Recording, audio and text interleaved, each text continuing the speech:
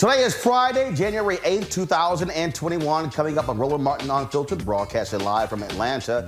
FBI, they are all across the country tracking down and arresting the Trump white domestic terrorists that stormed the U.S. Capitol on a Wednesday. We will show you some of these arrests. We'll also talk with California Congresswoman Maxine Waters about the Capitol Police. Was this an inside job? The black law enforcement organization Noble is calling for a review of why the Capitol Police were so unprepared. Their president will join us. Trump says he will not attend Joe Biden's inauguration. We don't give a shit. And Maya Poncetto, the woman who attacked a teenager she falsely accused of stealing her iPhone, has finally been arrested. She did an interview with Gayle King, and was her ass dismissive of Gayle? And in Chicago, a brick with racial slurs on it was thrown through the window of a black-owned restaurant. And another crazy-ass white woman met the wrong sister. Wait until you see the quick jab, of this Sugar Ray Robinson. It is time to bring the funk on Roland Martin Unfiltered. Let's go. He's got it. Whatever the miss, he's on it. Whatever it is, he's got the scoop, the fact, the find. And when it breaks, he's right on time and it's rolling. Best believe he's knowing. Putting it down from sports to news to politics. With entertainment just for kicks, he's rolling. It's on go, y'all. It's Roland Martin, rolling with Roland now. He's funk, he's fresh, he's real, the best, you know he's Roland Martin now.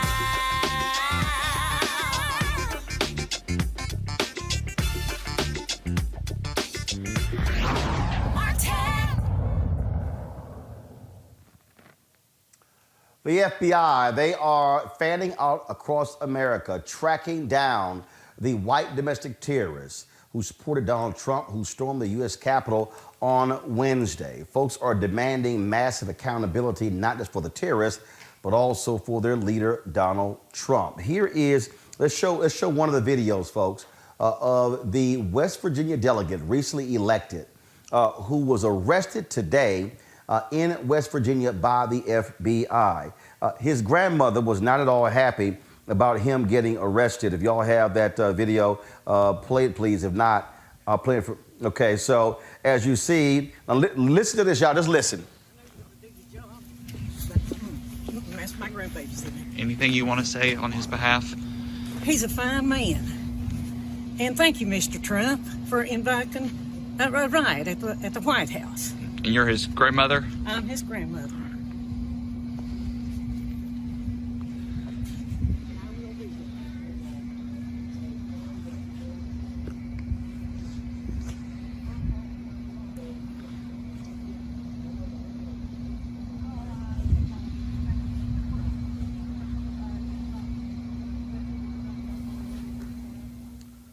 That is West Virginia State Delegate Derek Evans. He's been arrested by the FBI. Also, remember the guy who was sitting on the desk of Speaker Nancy Pelosi taking photos? The cops have also arrested him. The FBI, they are tracking down people all across this country. Many of these folks were live streaming them out here talking and live streaming them, putting their photos up. And the FBI, well, they've been scouring all of the different photos looking for these folks. It goes to show you exactly how devastating this was. By the way, 5 people are now dead because a Capitol police officer who was on life support died last night. And so that's one of the other issues that law enforcement has. Folks, this has been a stunning last 2 days. In a moment, we're going to talk with Congresswoman Maxine Waters. Y'all let me know when she's on the line, please. Because what we are dealing with here, folks, we are dealing with one of the most serious situations that we have seen in this nation in recent years. I need everybody who's watching me right now to understand, this is not the end. Listen to me clearly. This is not the end. This will not be the last time we see this happen. What Donald Trump and the Republican Party has done is they have weaponized hate. They have weaponized evil. And then you take the conservative media. You take the conservative media and you take what they do. And you take how, for them, this is about patriotism and democracy. No, it's not. What this is about is they cannot handle black people and Latino people and Asian people, Native American people, non-white folks voting in this country. See, we have been, not on this show, not my guests, not my panelists, but mainstream media in white America has been playing footsie, playing games over the past several years. They have written pieces where they've said that this is no big deal, y'all are making a big deal out of this. Oh no, Trump didn't mean that with his tweets. Now we know he meant every single thing. And there's some troubling issues here. There's some troubling issues that we want to talk about. Today, on the Joe Madison Show on Sirius XM Radio, Congressman Jim Clyburn was on. And here we go to my iPad. This is what the congressman said today. Something else was going on here, Joe. My office, if you don't know where it is, you ain't going to find it by accident. Folks, just so you know, I've been to Congressman Clyburn's office, and let me tell you, it was difficult getting to his office, and he's 100% right. You're not going to find his office by accident. He said, the one place where my name is on the door, that office is right on Statuary Hall. They didn't touch that door, but they went into that other place where I do most of my work. They showed up there harassing my staff. How did they know to go there? How come they didn't go where my name was? They went where you won't find my name. But they found where I was supposed to be. So something else was going on untoward here. Folks, this is Congressman Jim Clyburn clearly implying that this was an inside job. This is Congressman Jim Clyburn clearly implying that there were people who worked on the inside of Capitol Hill who likely were police who were directing people where to go. Folks, I need you to understand, I have been to that office he's talking about. It is not an easy office to find. You wouldn't just automatically go to that particular office. Those folks were directed to that office. I'm going to show you this clip right here. I want you to listen to what the Capitol Hill police officer says, and I think he's black. He says you can disagree with their respect. Listen to this. Listen. Come on. You can disagree with it, but respect it. Come on. I want y'all to count here. I want you to count the number of cops standing here holding the door open. 4 of them. 4 of them. Come back to me. Joining us right now is California Congresswoman Maxine Waters. Congresswoman Waters, what I just read from Congressman Jim Clyburn, he is clearly implying this was an inside job. We have seen numerous videos, Congresswoman, of Capitol Hill police officers waving people in.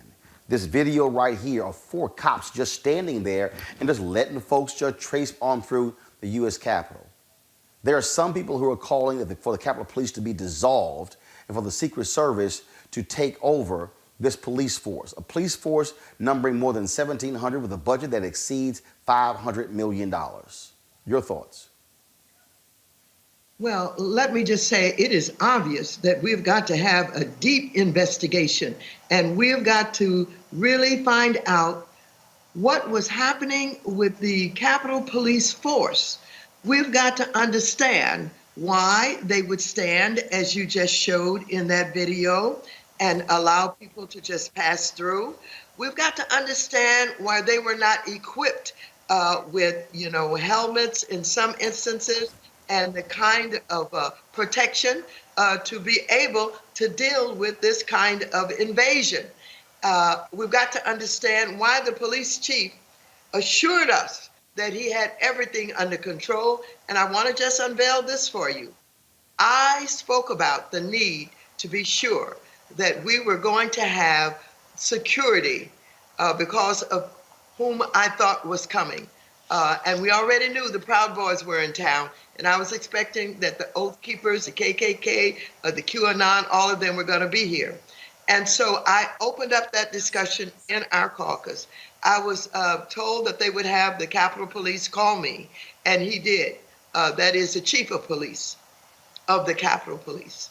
And so he did call me, and I spent 1 hour with him, and I asked him every question about security that I could possibly ask. The first thing I said to them is, don't allow those protesters, those mobsters to come onto the plaza. Don't allow them to occupy the plaza. That's very important. He said, don't worry, it will be barricaded. They will not be able to get onto the plaza. The second thing I asked him about was, would they allow them on the grassy area right adjacent to the plaza? He said, yes, that is considered a place where so-called protesters can request to be, and it is a place that we will allow them to protest. I said, well, what if there's an opposing group and they have a confrontation there? He said, well, we're going to have police stationed there, and they will intervene. They will not allow anything to happen, a confrontation to take place. I asked him if they would basically create safety at the intersection, right at the top of, the Capitol area there, the street that's right in front of the Longworth building and the Cannon building and the Rayburn House office building. He said, no, they could not block that off, that had to be open for traffic, and that they, would have a right to be there, recognizing their First Amendment rights. I asked him, what about guns? I said, you're going to have a lot of these people coming from gun carry states, and they're going to bring those guns with them. What are you going to do about that? He said, well, if a gun is displayed, we will arrest. I was thinking to myself, if it's displayed, is they're ready to do something with it? Otherwise, it's going to be concealed. I wasn't really comfortable with that, but that was his response. I also asked him, were they going to put officers on top of the buildings? And to tell you the truth, Roland, I was thinking about the assassination of both John Kennedy and Martin Luther King, how they were assassinated from buildings, confronting not only the parade where John Kennedy was, but the motel where Martin Luther King was, and that those buildings were high up, and that, we know that people who are involved in this kind of criminal activity might do sniping from, the windows or the roofs, etc. He said, don't worry about that. They cannot get on top of the building. In the first place, they'd have to go through the Capitol in order to find their way up to the top of the building. And they can't get into the Capitol. That won't happen. I asked him if he knew the names of the groups that were coming. I asked him about the KKK. I asked him about QAnon. I asked them about the KKK and also the Oath Keepers and the Proud Boys, who I reminded him that the Proud Boys were in town already and had been here for a number of days. He said that they have a system by which people have to request to protest and be in certain areas, and they had to sign up. But individuals could sign up, and they wouldn't necessarily have to identify that they were with a group. And I thought that sounded strange to me, but seemed to me that they would want to know that we have groups who are basically domestic terrorists, and that they should be contained. They should not be allowed to be in what you consider the allowable protest areas, etc. But he assured me that They have people who have to register. They talk to me. He talked to me about the forms, where they could come, and being on the internet to register, all of that. But the bottom line was he made sure that he gave me the kind of answers that would comfort me and others who maybe I would be talking to, that he had it under control, that he was confident that he could take care of it. And so I left there, feeling, well, he's the police chief. He must know something. And so I was shocked, as everybody else was, to experience the invasion of these domestic terrorists in the way that I did and others did. And I called the police chief while it was going on, and I told him I was extremely upset. I was so very concerned that the conversation that we had, he assured me that in fact he was in charge and he had it under control. In fact, he was not.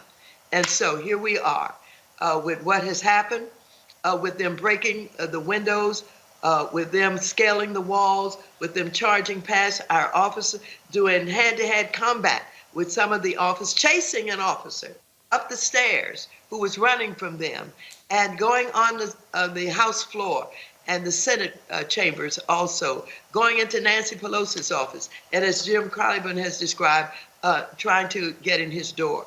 And this is not only a stain on our democracy, as we are being watched, as we were watched from around the world, we no longer hold the preeminent place of being able to have a democracy that really works, that we have buildings that are very secure, and that we can certainly talk to others about what they need to do to have democracies that work, and how they need to have the kind of security in the event that they have this kind of outrageous invasion of their most sacred building in all of government.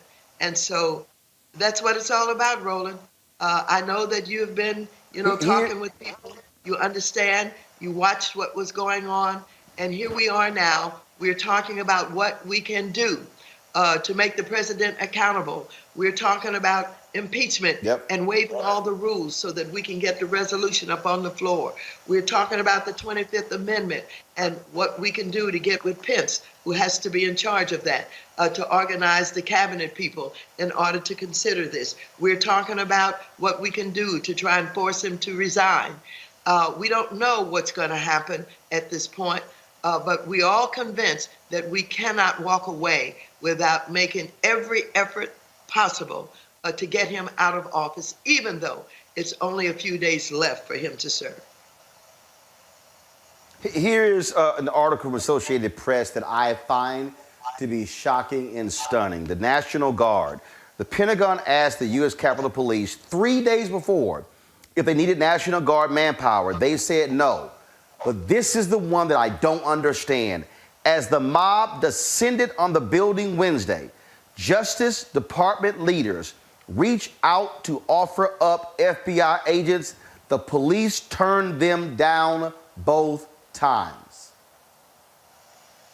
Yes, and I was shocked by that also. And when we do our investigation and the reorganization of security, all of that's got to be taken into consideration, and those questions have got to be answered. Why was it turned down? And what is it in reorganization of our security should happen, and who should be communicating with whom? And I also asked our Capitol Police, the chief of police, whether or not he had the cooperation of and was working with the Metropolitan Police. He said, absolutely, that was not a problem. I did not ask him about the FBI, and I did not ask him about other possibilities to assist with security, and he did not offer it. And when I talked to him on the day that it was taking place in real time, when they were, crashing in to the Capitol, he simply said, "We're doing the best we can. We're doing the best we can," and that was only his only answer he gave me. The reason I'm staying on the Capitol Police is because I am greatly disturbed, Congresswoman, for your safety and that of others. Y'all have to trust the Capitol Police are going to protect you. And there was a Capitol Police officer who was anonymous, who gave an interview, who said that there were cops and members of the military who were in this crowd of terrorists, flashing their IDs going by them. Then when you see these comments and you see these actions of these cops, I'm scared for you that you may have some folks who are going to allow someone to come in. There was a video we had earlier of in Oregon, an Oregon state representative who opened the door for these right-wing extremists to come into the place. The problem is the evil folks who you're trying to fight, they may be right sitting next to you in Congress. I mean, I don't think people really understand what Wednesday was about and how serious this is for the future of the country, the safety of folks like you, as well as when it comes to the democracy of our society. Well, Roland, I have to tell you, I was so pleased that I left the gallery early after the two houses separated and went into a debate about the objections that had been made on, I believe it was Arizona, the first state that was taken up. And I decided not to stay there and listen to the debate because I knew our members who had been identified from one of our committees to be able, who were going to speak. I also knew about what they were going to say. So I got up and I left and I walked back to my office. And from the time I walked from the gallery to my office, I didn't see one Capitol Police, nobody, until I got to the end of where the tram is, where the underground transportation is. And so I came into my office and we saw what was going on television. We locked our doors and we did not move. We did not go out. And at one point, I was advised that the Capitol Police wanted us to leave and I think either be escorted to or come to another one of the office buildings. I think it was the Cannon building I told them I wasn't going anywhere. I didn't trust the Capitol Police to tell me where to go or to even guide me any place, and I would not go. I stayed here and we stayed locked in. And so, yes, I know and I truly believe that if I had encountered those insurrectionists, those mobsters, that I would have been killed. I am a targeted person, and to tell you, even with the woman who was killed, her name is Ashley Babbitt. They found information in her automobile that shows that she was said she had put Kamala Harris and Maxine Waters on notice. And she made other very, very disparaging comments about us. I am sure that I would have been killed. And so, yes, it was serious. I think that the fact that we ended up with no security and that, the Capitol security was all breached, that we're lucky that not more people lost their lives at this point. And I'm told that they had other kinds of weapons and they had some, what do you call those bombs? Molotov cocktails. They had Molotov cocktails. That one guy was arrested with 11 Molotov cocktails. Well, that's what we understand. That's what we understand. And so last question for you. Last question for you. There are some people are saying Article 25, that's going to Amendment 25, but it's the idea of impeachment. The reason I need people to understand why this is important, because all it takes is 3 or 4 Republicans to flip. Folks are that upset. If Donald Trump is impeached and convicted, he can't run for president again. That's true. He cannot run for president if he is impeached. That is true. Well, that's why I think people need to understand that even though it's 13 days, it should happen. I really hope the House moves forward because I believe that every Republican congresswoman needs to be put on notice. These Republicans have to make a decision. Are you going to stand with the America and democracy, or you are going to stand with an insurrectionist and somebody who led a coup d'etat? That, to me, is the only choice here. Clearly, Josh Hawley and Ted Cruz and Kennedy and the 5 others, Marsha Blackburn, the others, they made their decision. But every Republican, and I said every 70-part member of the 74 million who voted for Donald Trump, has to be put on notice. That's why all these people who stormed the Capitol, some of them are getting fired. I hope they all lose their jobs. I hope they all get arrested. They get long jail terms because these people want to overthrow this country. And Congresswoman, they're pissed off because black people voted. Because black people in Atlanta, in Detroit, in Milwaukee, and Philadelphia voted. And that's really who they're mad with. They're pissed that black people had the audacity to decide this election. Absolutely. I think well said. And don't forget, they put up a structure with a noose hanging from it. And that is the symbol of what the lynching of black people is all about. And that's what I consider was a message to black people on the Capitol's plaza, that I think it was on the plaza, that we could be hanged by them. Just some breaking news here. Twitter has permanently banned Donald Trump. Again? Permanently? No. He is permanently banned. Donald Trump will not be able to have a Twitter account again. Wow, now I'm talking about. And that's what I meant when I said to somebody who keeps talking to me about how we're going to come together, how is Biden going to put us together, and how we're going to make this thing right, and I told him, look, here's what I understand. I understand what racism is all about. And I understand what systemic racism is and why at every juncture we are at a disadvantage. I understand that thoroughly.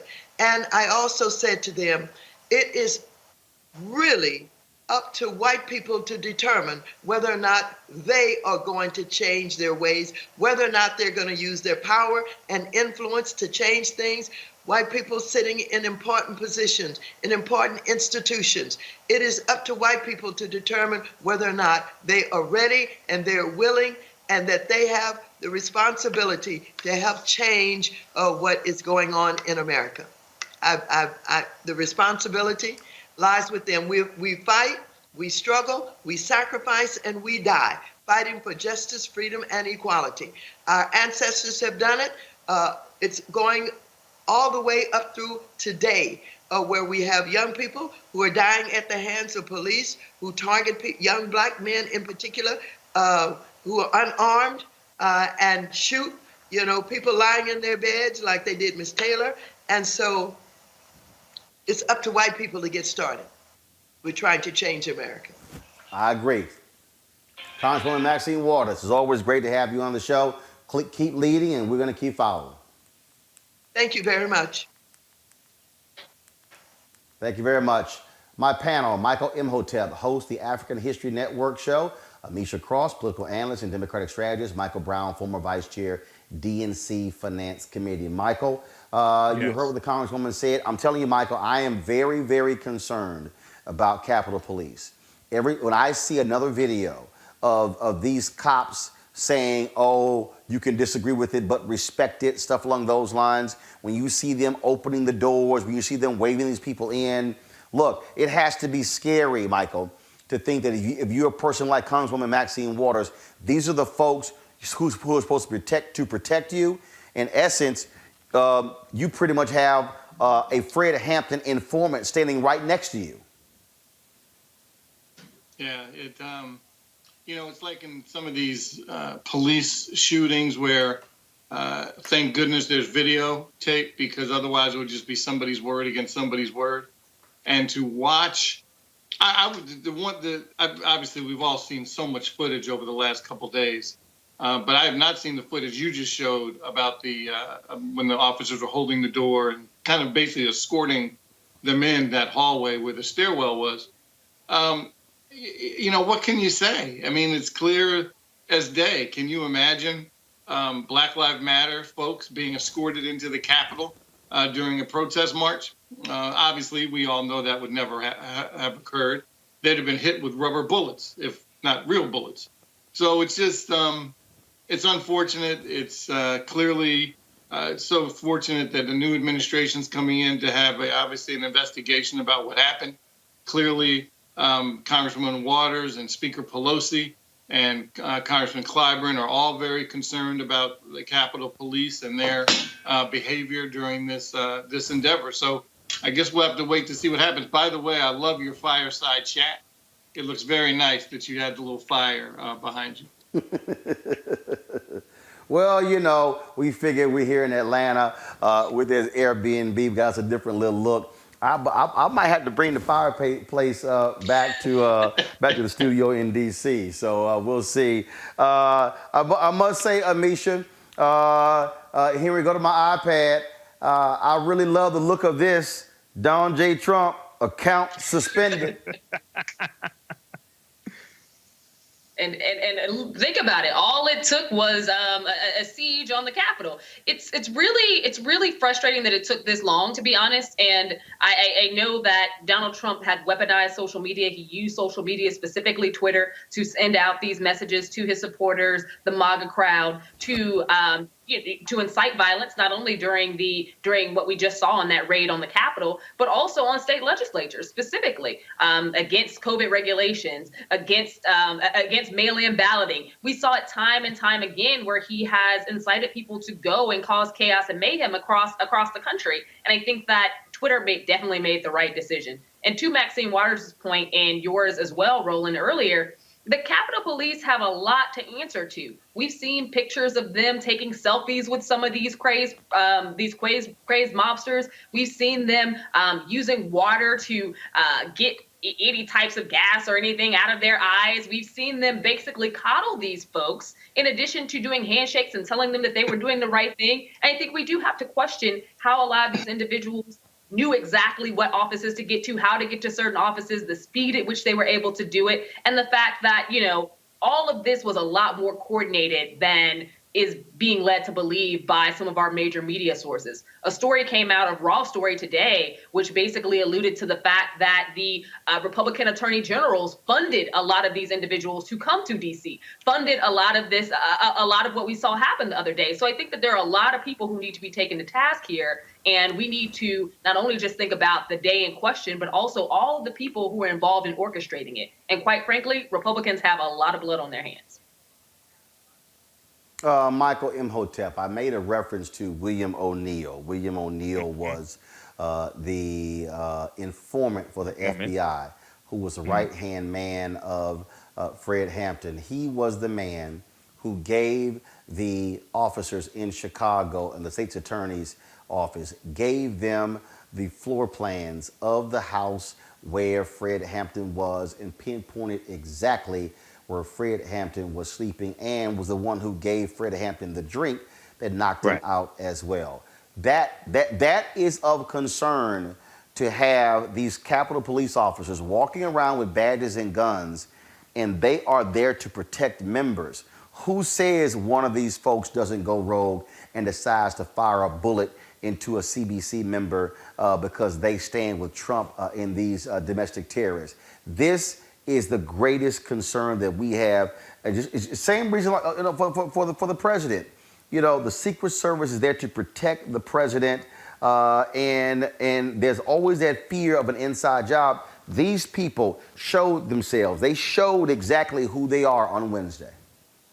Absolutely. And, there has to be a thorough vetting of the U.S. Capitol Police, just who are members of the U.S. Capitol Police. There has to be a thorough vetting of who are members of the U.S. Capitol Police. But if we go back for a minute to the article that you referenced from Associated Press, I talked about that article on my show last night. Capitol Police rejected offers of federal help to quell mob. So you have to add, when you connect that to Representative Steny Hoyer being in the basement in a bunker or something, contacting Governor of Maryland, Larry Hogan, asking Larry Hogan to send in the National Guard, and it takes 90 minutes for Larry Hogan to get approval from the Secretary of Defense or the Pentagon to send National Guard in. And then when you look at this article, second paragraph, it says, despite plenty of warnings of a possible insurrection and ample resources and time to prepare, the Capitol Police planned only for a free speech demonstration. But these people have been planning for weeks on social media, and they were planning an insurrection. It was out there in the open. So what made them think this was just going to be a free speech demonstration? So it's more than just I think it's more than just an inside job. There's something. I think it's multiple things happening at the same time with this. But this has to be fairly investigated. People need to be prosecuted. We already saw that U.S. Capitol Police Chief Stephen Sund has announced he's resigning. Nancy Pelosi demanded his resignation. So one thing's for certain: this can't happen again. And what's very interesting, brother, is the next day they had new barricades up, more personnel, more presence, military presence, things like that. Well, why didn't you have that 24 hours before? Because there was ample warning for weeks that this was going to take place. This is, folks, something that is significant in terms of what's going on here. And I want people I need everybody to understand this here. What we're dealing with here is a national crisis. Mm-hmm. What we're dealing with here, Amisha, is a major national security concern. To listen to one of these Capitol Hill police officers say that there were law enforcement officers and members of the military flashing their IDs. We know for a fact that they have been white supremacists right now on police forces, in the military. We know the military has been fighting white supremacists, removing them from the military ranks, dishonorable discharging them for their actions. What we have to understand, this is why black folks were so critical of allowing a Stephen Miller, a white supremacist, into the White House, because then they are impacting policy. And as we move forward, I think people really need to understand what is at stake. I keep telling folk, I don't care. This is not the last time there's going to be an attack on democracy in America. I need people to understand what the Republican Party has done and what Donald Trump will put a flamethrower to everything in this society. That's why black people knew he was evil. That's why we knew how despicable he was.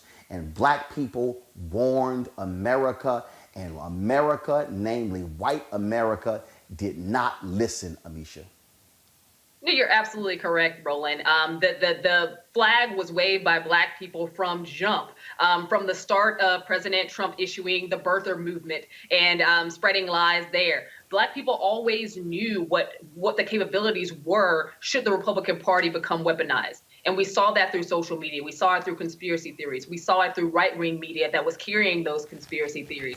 And at the end of the day, a great deal of credit should go to black media and voices like yours who said from day one that this was going to lead to violence, that this was going to lead to chaos, that this was going to lead to a destruction of our democracy, because that was his goal to begin with. Let's not forget that this was scheduled literally not only on January 6th, but the other big part of this was that every single state that he really put his weight behind in challenging the vote results were states where Biden won because of the Black vote specifically. This was an attack on Black voter access. This was an attack on the needs and the wants of the Black community. This was an attack on Black people. And I think that we have to fully recognize the fact that, and even in some of the mainstream media I'm hearing today, there are these pushes and this quasi understanding that they want us to have of a kumbaya moment that we need to come together on right now, and an understanding that, you know, some of these people, they aren't all bad, they aren't all mob crazies. These are people who feel like they've been left out of society. I'm sorry, that's BS.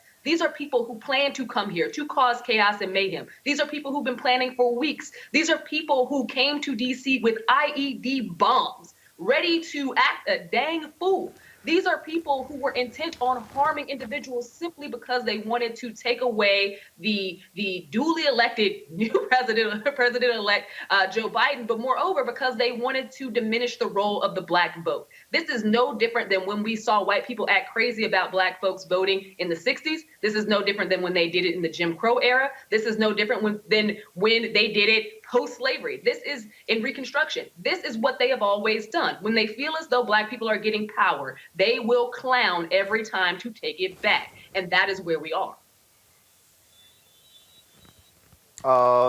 Folks, again, so many things are happening. I said the FBI, they're fanning across the country, arresting various people. They're also looking for a man who they captured on videotape planting 2 devices that were bombs outside of the DNC and the RNC. And so, again, this is how crazy this thing has gotten, Michael. And the thing here is this here. Because a law enforcement officer died, these people are going to be facing serious charges. There are some of them who are now whining and crying because they're getting fired from their jobs for their participation. All those things are happening. But again, that officer dying is critical because that is going to take the charges in a whole different direction. Which Michael you referring? Which Michael, Roland? I'm sorry. I'm the Omega. I'll go to the Sigma in a minute. You know, what's a little frustrating about the whole, and I'm glad the FBI is swarming the country to find the folks that need to be found and arresting them. But the frustrating thing is they had them. They had them at the Capitol already. I don't know why they weren't cuffed then. I know some were. I think it was somewhere in the neighborhood of somewhere like the mid-50s, maybe 53, 54 folks were arrested. Black Lives Matter protesters, it was like, what was it, 750 arrested.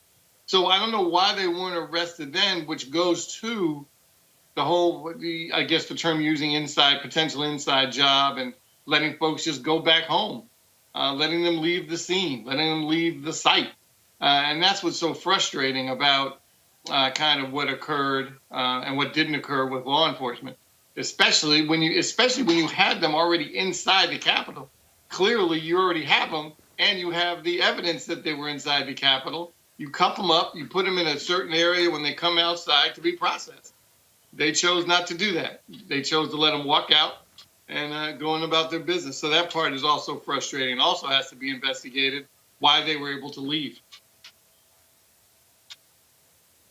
Michael Imhotep, what we are witnessing here, we are witnessing an existential threat. And I'm telling you right now, if 10,000 Muslims had stormed the U.S. Capitol, right, man, that would be Muslim concentration camps in America right now. Yeah, brother, it would probably only take 10 Muslims to storm the Capitol before something like that happened with Donald Trump in office. I mean, this is the same guy. This is the same guy who wanted the Muslim ban. Okay, but this whole thing is this whole thing is like really, really crazy. And you look at so there's been a lot of comparisons between Black Lives Matter activists were treated this past summer especially in Washington Square, where federal agents were used to clear the square so Donald Trump could go across the street to the church and take a photo out with an upside down Bible. Even Joe Biden has talked about this the past couple of days. Today he called today he did a press conference and he called the insurrectionists domestic terrorist thugs, and he's correct about that. But you know, I think it's important for us to really understand. This is one of the things I know you were doing this in 2016, and I used to guest host your nationally syndicated radio show in 2016. This is one of the very thing that I was warning our people about in 2016, long before the election. And I said Donald Trump had to be stopped because I'm looking at what's coming. I'm looking at the rhetoric that Donald Trump was spewing in 2016 before the election. I'm looking at who's following him. You talked about Stephen Miller. People have to understand there were about 4,000 positions in Trump's administration he had to fill. A lot of times our people look at the presidency as one person. No, Stephen Miller has crafted a lot of these policies, and Stephen Miller has written a lot of speeches and things like that for Donald Trump. And when you research Stephen Miller, this is one of the biggest white supremacists, and he should never be in a position like this. He should never have this type of power. So, you know, brother, we have to be on guard. These next 12, 13 days are going to be very tumultuous. And the 25th Amendment, I don't think is going to take place. You had two cowards, Elaine Chao and Betsy DeVos, resign from the cabinet. You needed them to implement the 25th Amendment. We hear that articles of impeachment are going to be introduced on Monday, but that's going to take some time. So, brother, we have to be vigilant and stay on guard. Folks, the National Organization of Black Law Enforcement Executives, they are calling for a full-scale review of security protocols at the U.S. Capitol. Noble is questioning how the Capitol Police could have been so ill-prepared for Wednesday's insurrection. Joining us now is Linda Williams. She is the president of the National Organization of Black Law Enforcement Executives. Glad to have you back on the show, President Williams. When you witnessed what took place on Wednesday, surely the law enforcement side of you had to be yelling at the TV going, what the hell are y'all doing, and where are the reinforcements? Thank you, first of all, Roland, for having me. Good to see you again. It was a tragedy. The U.S. Capitol and all the law enforcement element in Washington, D.C., they are well-versed on security protocol and on all the resources that are needed to implement a safe environment. There was a lack or discredit of intelligence that was not even recognized or that they decided not to act upon, because this is a well-oiled machine. The United States Capitol is a people's place, so they're used to these mass collection of people. So it was a travesty in so many levels, and even as we're trying to go back and look at it again, there will be a time to assess the blame. But now we need to look at it from a different lens of where did we come short and what was the assessment to not prepare accordingly. What about I read earlier, I read a comment from Congressman Jim Clyburn, who said that his hidden office was discovered. They didn't touch the office with his name on it. He implied this is an inside job.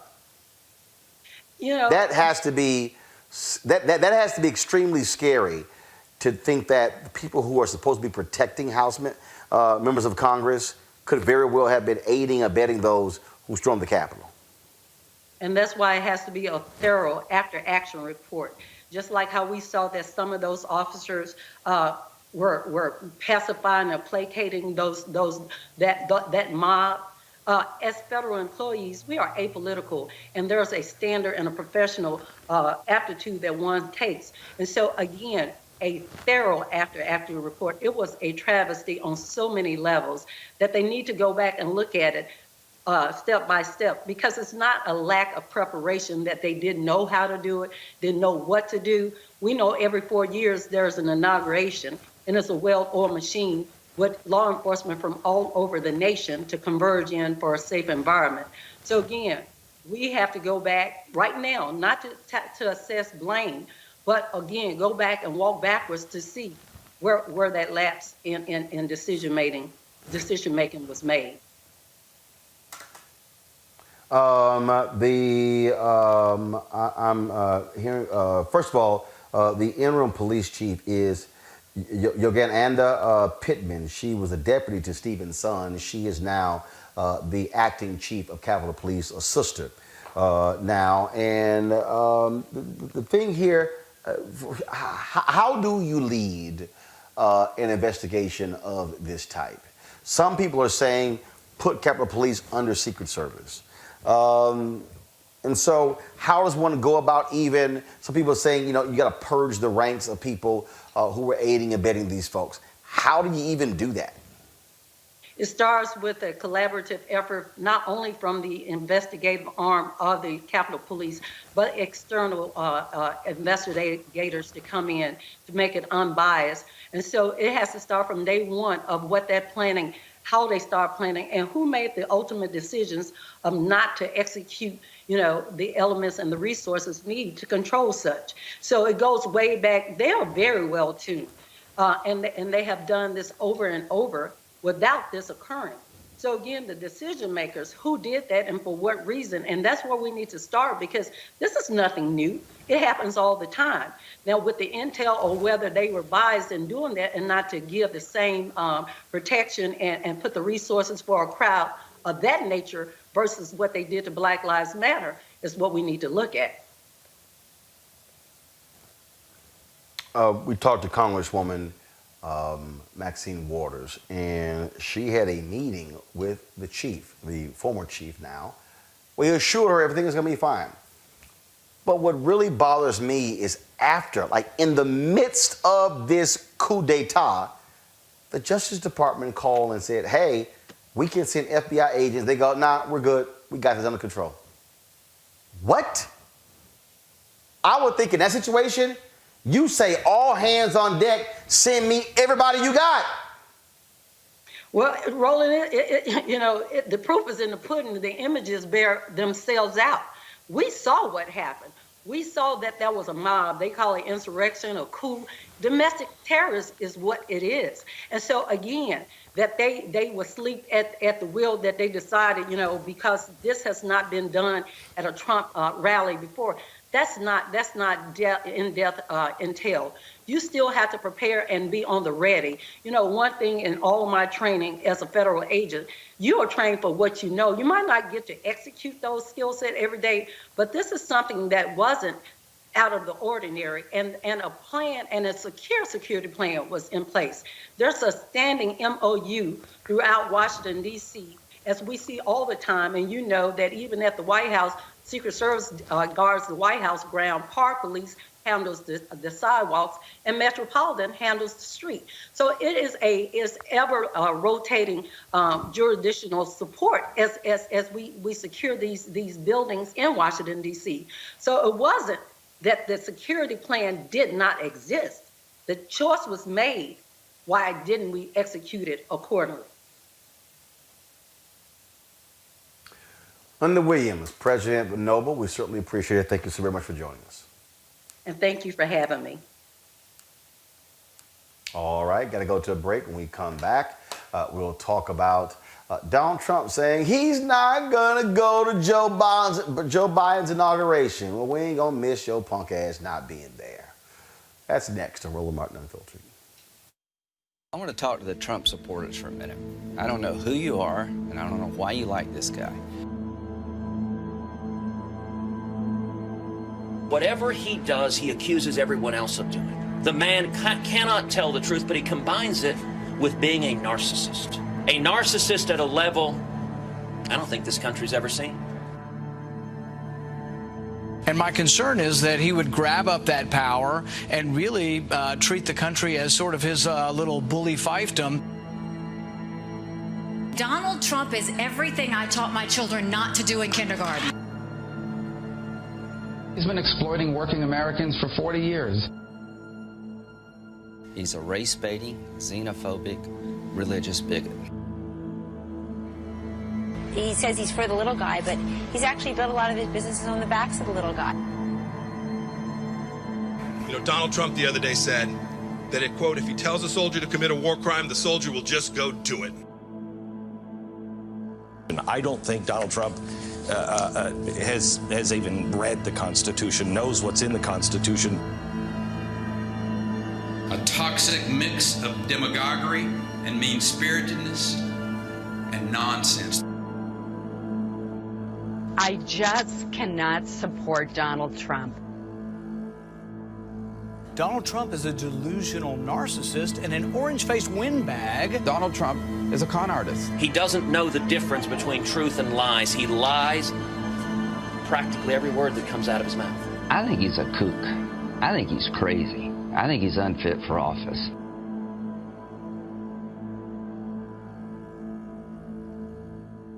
You know that there's not a piece of your life that government in some way does not involve. I mean, I crack up with these conservatives who talk about down to your name. Everything. Down to your name. Everything. I mean, just if you actually sat down and said, okay, what part of my life? Let me try to find something in my life that government in does not have a part of. I can't think of a single thing. You can say, fine, they don't impact my marriage. Which they do, because you got to get that marriage license. Yep. From the birth to the tomb. And if you're going to be here in the United States of America, whether you like it or not, you got to know about it. You got to know its history, because when somebody knows about you more than you know yourself, that's slavery. That's volunteer slavery. Yeah. So it's almost like double the education we got to pick up of what this place is all about, how it works, how it runs. I'm a firm believer, being in 112 countries, that you got to think global and act local. But you better act local. What still impacts and what creates change is when we mobilize. When we say we're not powerless, and if I get with you and you and you, then all of a sudden it's 10, then 20, then 100, then 500, then 2,000, then 5,000. All of a sudden you have mobilized people. That creates that voting power. And then when you throw somebody out, it catches their attention real quick. But not only just that, they have to know what it is that they're standing for. Because if you have friends that talks politics, then of course we're having a decent conversation and I'm being educated at the same time. But if my group of people are not talking about that, then I still don't know. So I can unite with you, and then I'm making sure that you have the voice, but what if you don't have the courage to speak? So you're still getting a group of people together that don't know how to do nothing.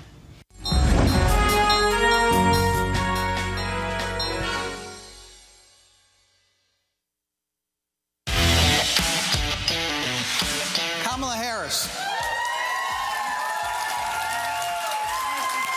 We must honor the work, understanding also that it has been, especially these last couple of years, full on under attack.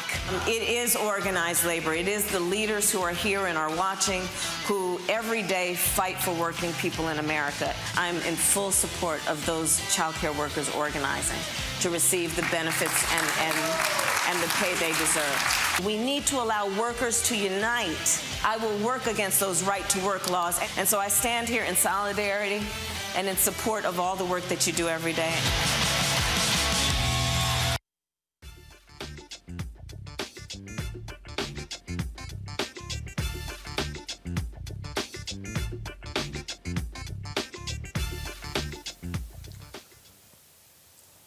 All right, folks, so welcome back to Roland Martin Unfiltered. You know, it must be something for Lindsey Graham of South Carolina. He has spent the last 4 years kissing Donald Trump's ass, carrying his water. But you know, Lindsey Graham did not go along with the electors. He did not go along with blocking them. And so when Lindsey was at the DCA airport, the Washington National Airport today, this is what happened. You traitor! You traitor! You traitor! You're a traitor! Lindsey Graham, you are a traitor to the country! You know it was rigged! You know it was rigged! You know it was rigged! You garbage human being! It's gonna be like this forever, wherever you go for the rest of your life!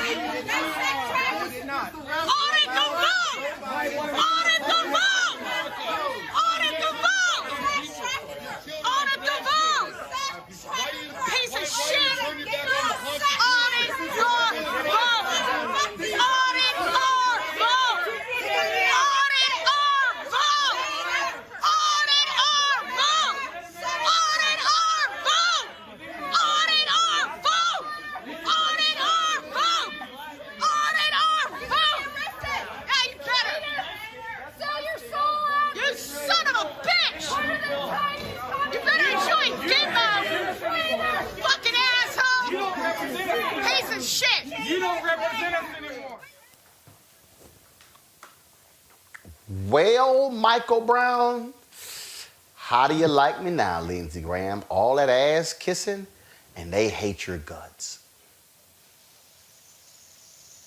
All the golf he played with the president, all the protection, all the carrying the water, all that I got your back.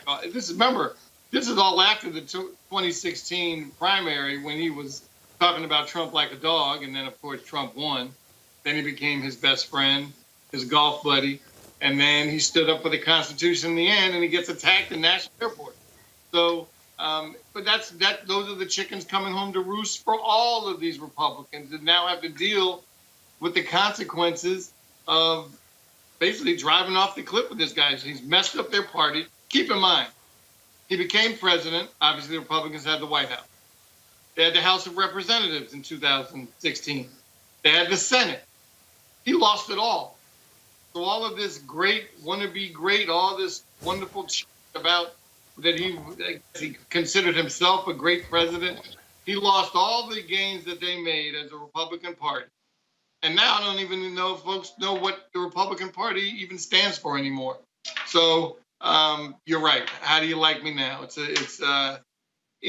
frankly, it's kind of fun to watch as a Democrat, to watch them be in pain, trying to figure out how to answer these kinds of questions, what kind of votes they now have to take if this impeachment vote comes up.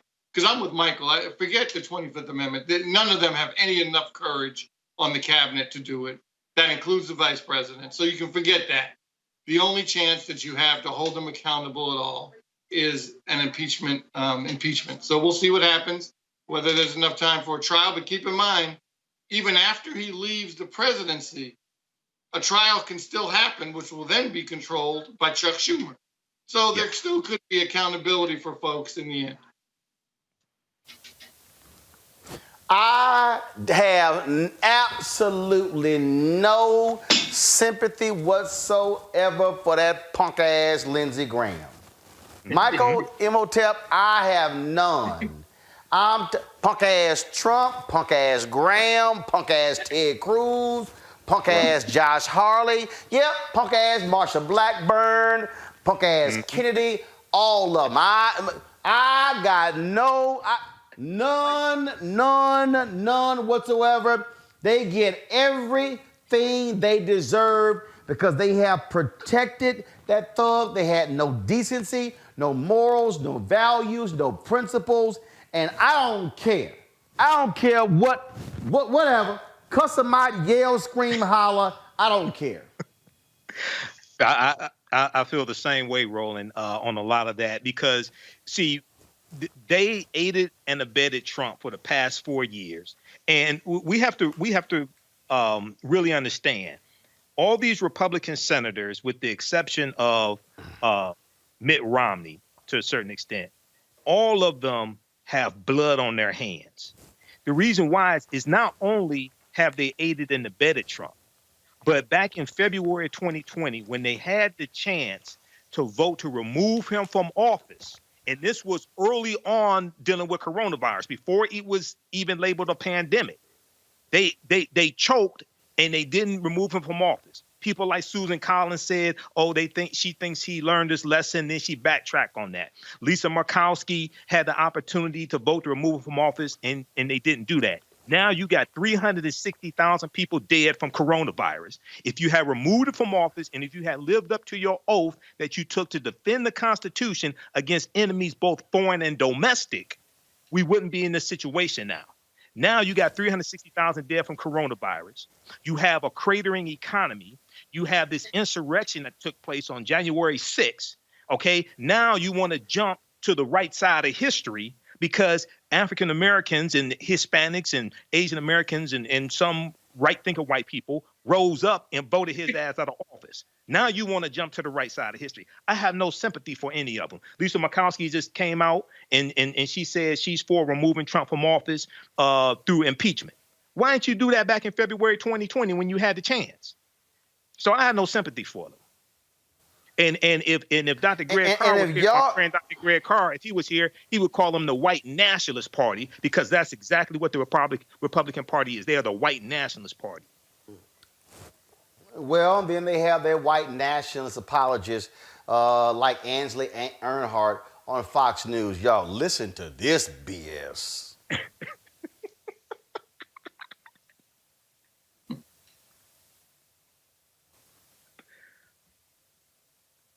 All right, we're having an issue here. Give me 1 second. I'm rolling this from Twitter, so it's acting up on me. But y'all, this is just it's too much to even play this here. Let me see if I can reset this here in a play. It's not playing right now. Amisha, what's happening here is you got your conservative media. They are doing everything they can, oh my goodness, to offer excuses for Donald Trump. And oh, his people, they're so hurt. They're so bothered. I mean, what do? They don't know where we're going, the future of America. I mean, they are just, and I'm telling you, part of the problem here is conservative media. They are part of the problem because they're the ones who refuse to speak truth to these people. They feed them lies. They feed them BS. They feed this stuff. And what happens is you got people who live in these places where it's where it's 8 and 10 conservative talk show hosts, and it's 24/7. They're watching Fox, and then, ooh, Fox not crazy enough. Let's go to Newsmax. Newsmax not crazy enough. Let's go to OAN. I mean, these people make the John Birch Society look like the Tri-Delts. I mean, that's how crazy we are. And I keep telling people, these unhinged white folk are not going anywhere because they cannot handle the browning of America, and it's going to get worse. Prepare for it. No, you're correct. Once more, between Fox, OAN, Newsmax, they became an echo chamber for the Trump conspiracy lies. They operated as another wing of the White House, as his own personal press. And I feel as though at this point, after the insurrection acts that we saw, of course, it's great that Trump got banned from Twitter. But why did it take that? Just a few months ago, hell, a lot of his followers staged a kidnapping plot for a sitting governor. There's a lot here that should have been deemed extremely problematic and dangerous a long time ago, and no one cared. And now Fox News can't even seem to create a way to backtrack the many ways that they've handicapped this system. At this point, they are trying to basically downplay the actions of these individuals. Oh, you know, they feel economically lost, or they feel like that their party abandoned them. No, they got hella upset because what they believed was that Donald Trump, because he told them on Twitter and at rallies and anywhere else he could go, that Mike Pence was going to pull a last-minute Hail Mary and give them what they wanted. Give Trump the election. That just wasn't going to happen. And once these individuals noticed that it wasn't, they were ready to become armed and dangerous. And let's not act like they went out and grabbed arms on the day of. They came here with things intent on violence if things did not go the way that they wanted them to go, because that's what Trump directed them to do. And Fox News and OAN and Newsmax and anyone else who tries to call it anything other than what it was, they are just as complicit. And even in the days after, and we're still seeing deaths, we're still seeing exactly what the extent of that violence was, they, for whatever reason, cannot come to grips with the fact that they also have blood on their hands. They helped to create this problem. And I think that, to be honest, there are certain Republicans, Josh Hawley, absolutely one of them, but also various people in conservative media who don't want this crowd of chaos to go away. They're enjoying watching this because they see this as something that could potentially quell what they see as a big threat to their way of life. And that is the Black people. That is the brown people. That is our country turning towards more people of color and actually, you know, Black and brown people having voices and exercising those voices, not only at the polls, but also in terms of leadership. They're getting upset because they actually have to compete. They're getting upset because there's no longer this automatic job that's waiting for them that they don't also have to compete with a person of color for. They're getting upset when they're watching more and more Black women graduate at rates that eclipse that of all other demographics. There's a lot that they're frustrated about, and it has absolutely nothing to do with party or partisan politics and everything to do with race. Here's that ridiculous comment from Ainsley Earnhardt. Y'all listen to this stupidity. There are 75 million people that voted for President Trump, and they're scared. They're worried about what the future of this country looks like. Many of them... They're confused. They are. They're confused. They're heartbroken that their candidate didn't win, and they don't want to be forgotten. And Tucker Carlson really hit home with this last night. Listen. You know, there are 75 million people that voted for President Trump, and they're scared. They're worried about what the future of this country looks like. Many of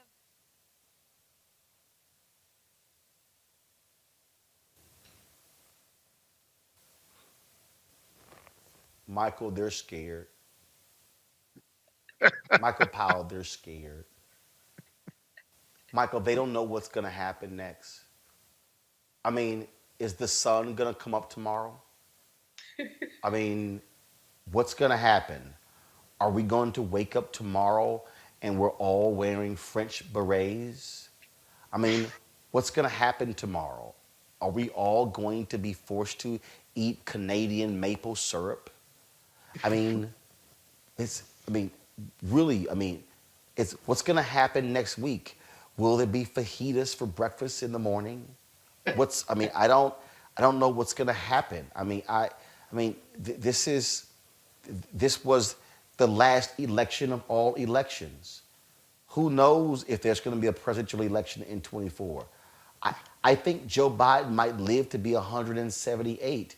Oh my goodness, that means he's going to be the president for the next century. I just don't know what we're going to do. I mean, are we supposed to wake up tomorrow and go to work because Donald Trump lost?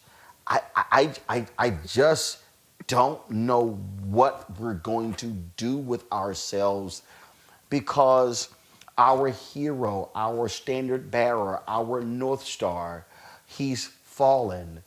What do? Follow the fucking directions. If you've fallen, get up.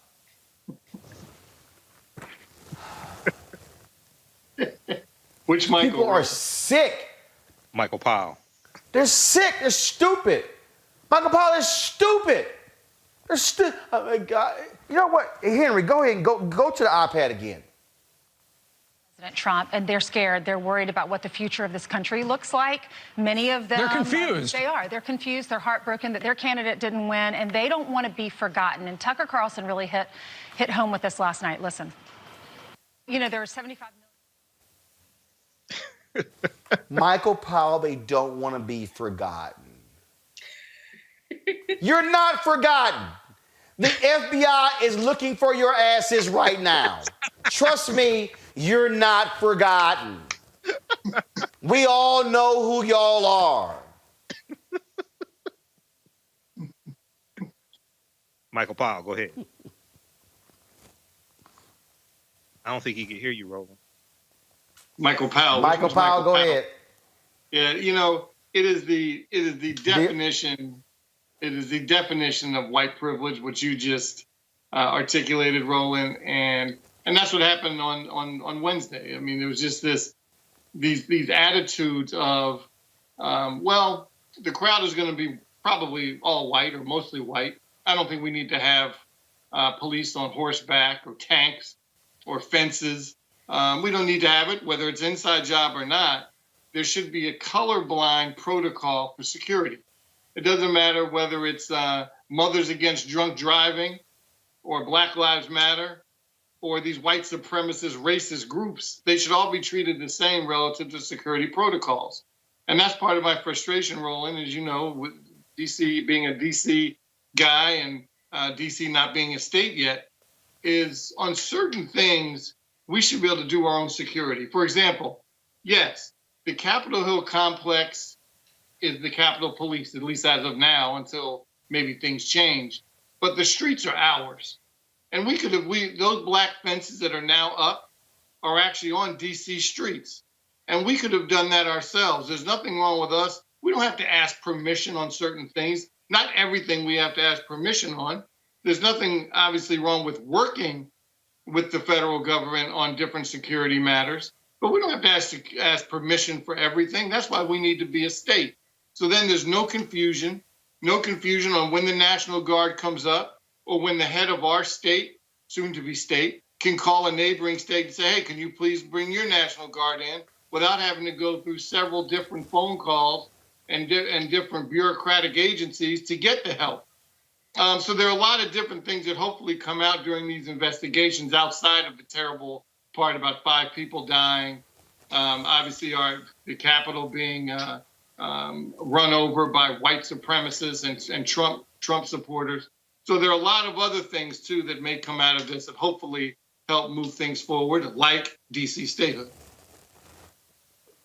Amisha, I've really got to stay on stupid Ainsley Earnhardt. I got one more, okay? Y'all are going to really love this one. Roll it.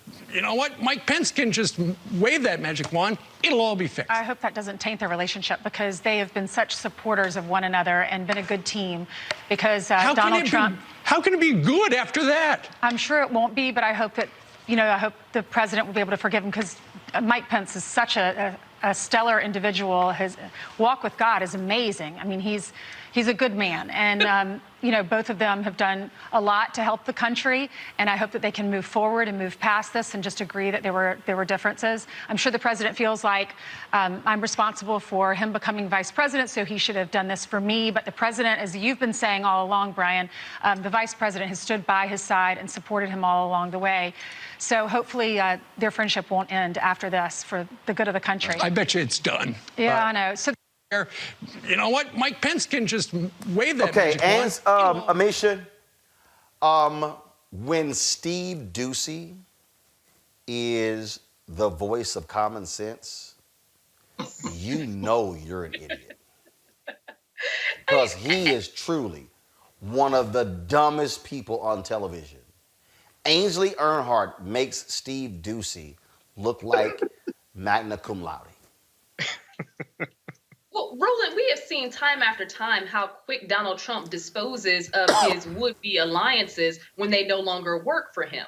When the moment that Mike Pence signaled that he was not going to not only reverberate the statements that we heard from Donald Trump about the election being fraudulent and all of that, but also go back and basically go against his constitutional and procedural duty as assigned on Tuesday, and it has been historically done for year after year after year in terms of the presidential transition, it was over. That relationship was done.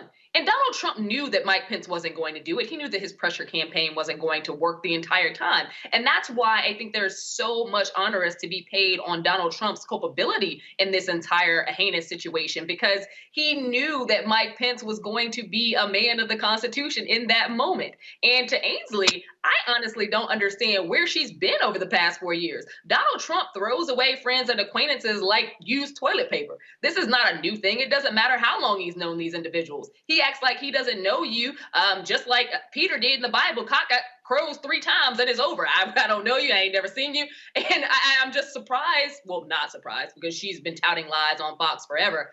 It's frustrating that she's continually pushing this narrative. But I think that some Republicans like her are doing it because the recognition is that Mike Pence will still have a place in the Republican Party. The idea from a lot of the Fox News types was that Trump was supposed to be the kingmaker. He was bringing in fundraising dollars. He was helping some state elected officials get to their positions. And all of that died when they lost the Senate.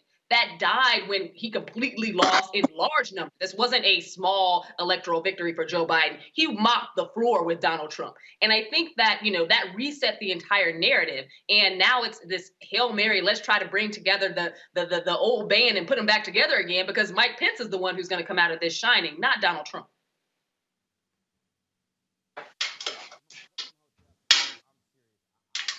Absolutely, positively enjoying the complete meltdown of the folks at Fox News. In fact, I'm looking for clips of crazy-ass Lou Dobbs. If you want to see somebody who's even dumber than Ainsley Earnhardt, that's Greg Gutfeld. First of all, I don't understand why this fool is even on a news show, okay? I think he's a comedian. I think he's a faux comedian. He's not funny, just saying. But listen to this masterful whining. I understand why calling for an audit that Cruz wanted and Trump wanted is a call for an insurrection. It was a preventative, because I've said this 1,000 times, that when you remove dialogue or a conversation or just going back and forth from the process, all you end up with is violence. And you have people who feel like there's no hope. And I think what we're seeing here is a lot of people with no hope. And I would like to coin a phrase. I think the genie is out of the bottle on this. There's no way to turn this back. You have millions of people who do not trust their institutions, and you know what? They're justified. You can't trust the media because they lie to you. You can't trust the elections because there is fraud. There is fraud. We don't know how much there is because every time someone brings it up, they're dismissed as conspiratorial rubes. We got to change because it's going to get worse before it gets better. Another phrase I just coined. You are really on a roll here. Again, something Greg just said. Original. Greg, you had Gabe Sterling. You had a Republican election official in Georgia go down the line and say, Yeah, this no. He cherry-picked. He cherry-picked. Mr. Raffensperger, hang on, you're please. just spouting Mr. what we already Raffensperger, heard. the Secretary of State. Well, I'm just telling you that when you say that people aren't answering these questions, that people aren't looking into these issues, that's not true. And by the way, it's true. Saying they're debunked, it's not answering the question. You guys don't want me to speak today because you've been talking for 2 days. You are so defensive. You've been talking for 2 days. I haven't. I had to turn I'm trying to speak to you, Greg. I'm right here speaking to you, and I'm telling you that Republicans, election officials, have said there is not this issue that you. That's why I say those people were lied to. Okay. They were fed lies and incited.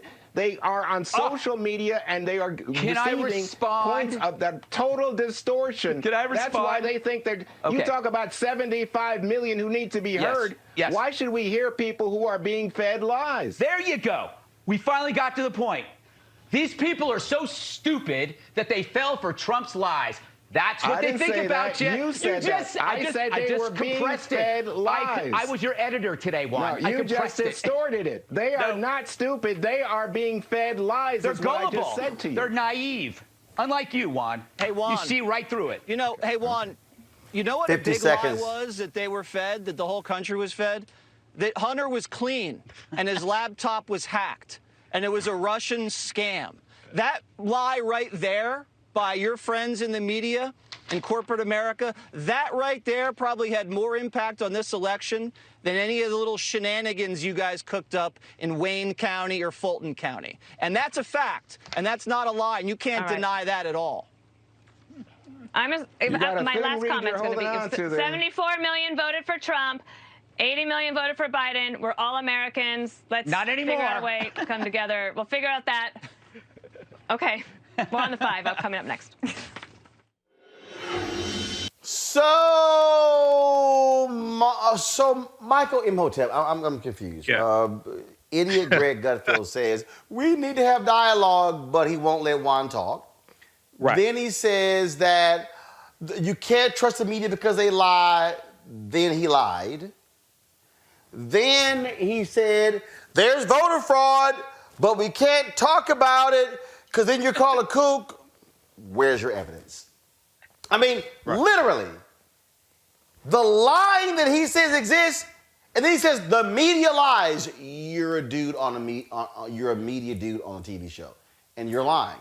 So basically, he was really talking about himself. Well, you know, it's a number of different things wrong with that segment, Roland. I'm glad you played it. That garbage that's on Fox News is an example why I canceled my subscription to the Wall Street Journal. Because the Wall Street Journal is owned by Rupert Murdoch, and Rupert Murdoch owns Fox News also. Greg Guffman, the only reason I think he's on that show is because of white privilege. He's totally unqualified to be on a news show or a show masquerading as a news show. There were about 60 lawsuits that the Trump campaign and these various nonsensical groups filed trying to overturn the results of a lawful election. All those suits were thrown out of court, basically, unless they withdrew from the suit. They were ruled against by judges who were nominated by Democratic and Republican presidents. They only won one lawsuit that was in Pennsylvania dealing with how close poll workers could be to how close poll watchers could be to people counting the votes. All right. But what we really see here, if we connect this to what happened in Georgia with the Senate races, okay, this is not just the fear of the browning of America, but this is the fear of some white people, not all white people, some white people feeling their white supremacy slipping away from them. Reverend Raphael Warnock won that Senate race a second time, and he wasn't supposed to. Because going back to 1963, you had a white supremacist segregationist state representative named Denmark Groover, who implemented the runoff election rule for statewide elections. It was specifically designed to keep African Americans from having statewide power, from winning statewide elections. So this is why you had the runoff election. And what they said was that if African Americans coalesce their votes around one African American candidate, and white people split their votes among white candidates, then you have to have a runoff election between the two top vote getters if no one gets 50%, so white people could coalesce around white supremacy and whiteness to defeat the African American candidate. It didn't work this time.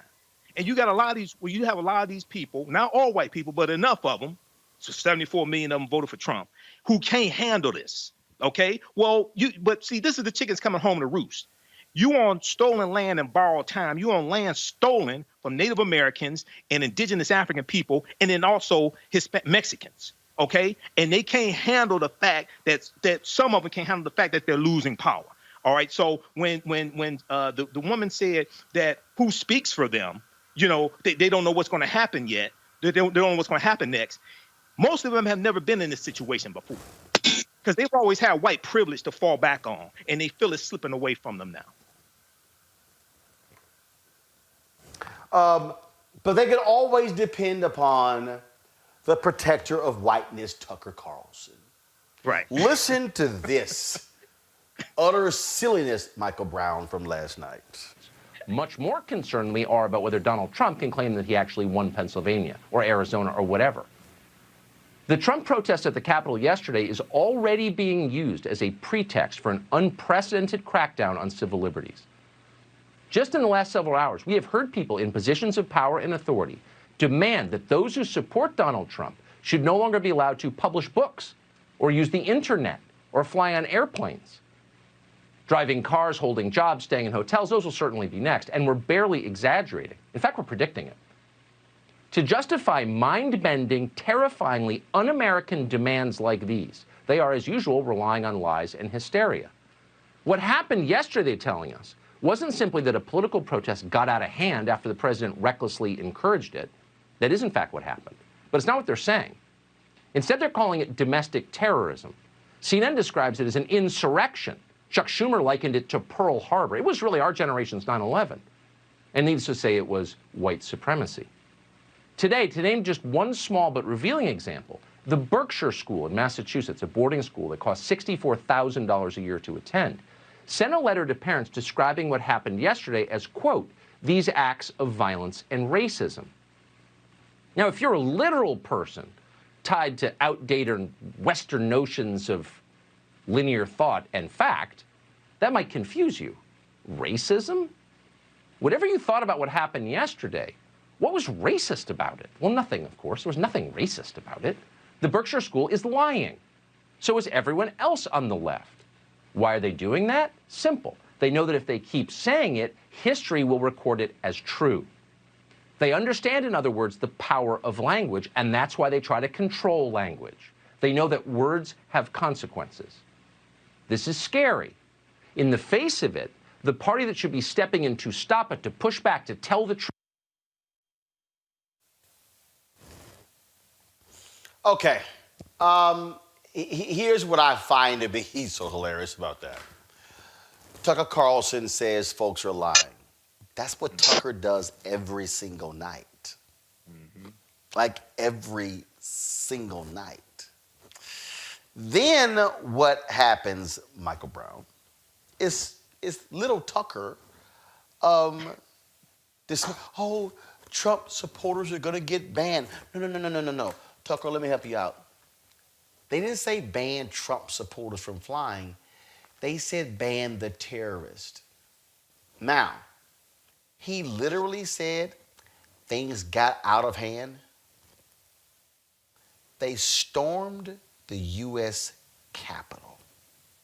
They ransacked offices of members of Congress. They stormed the House floor, the Senate floor. Folks were arrested with 11 Molotov cocktails. 2 devices were dropped off that were explosive devices found outside of the RNC and the DNC. A truck was discovered that had more explosive in it, lots of rifles and other gear. There's a photo of one of these white domestic terrorists literally with the twist handcuffs, about 30 of them in his hand, and he is wearing on his body essentially body armor and has a Glock on his hip. I'm sorry, please explain to me, Michael, how that just got a little out of hand. Yeah, way out of hand. I think Tucker is, they're doing everything they can to try to figure out how to rationalize what happened to their viewers.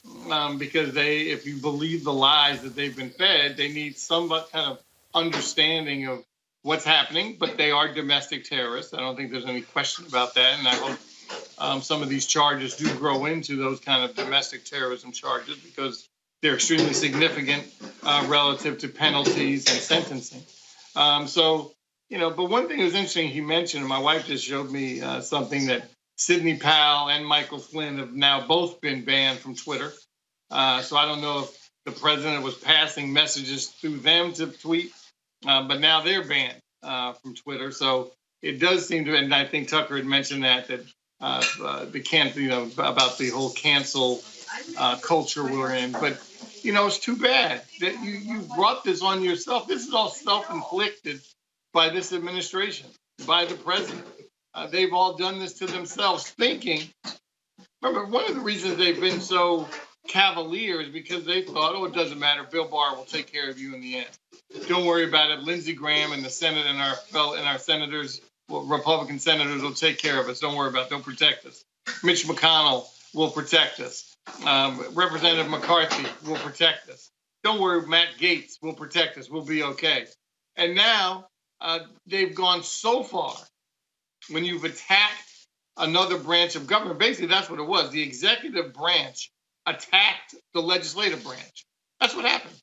And so I think some folks, it's gotten a little too much and they don't know how to recover. No, they don't know how to recover because they don't want to be honest about what took place. Y'all, here is video of Republican Congresswoman Mary Miller, who was recently sworn in speaking at a QAnon event in front of the Capitol earlier this week, y'all, where she invoked Hitler. Hitler was right on one thing. He said, whoever has the youth has the future.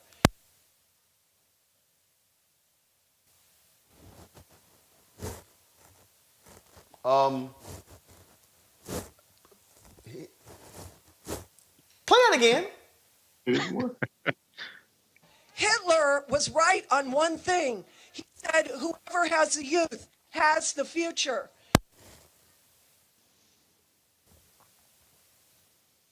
So, Amisha, we're now quoting Hitler. Yeah, I mean, we were already in an extremely dangerous space, but we have seen more and more of these conservatives quote very questionable characters.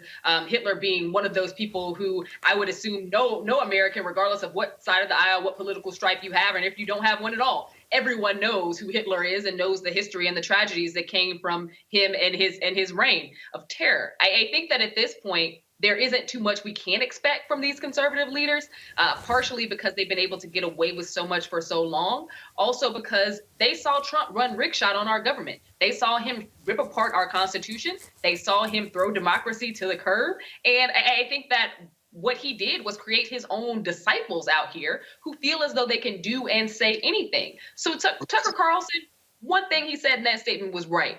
Words do have consequences. But Republicans need to learn what those happen to be. I don't feel sorry for anyone who is losing book deals, hashtag Josh Hawley, or anyone else who was involved in this insurrection act who are now losing their jobs because photos of them are plastered all over social media.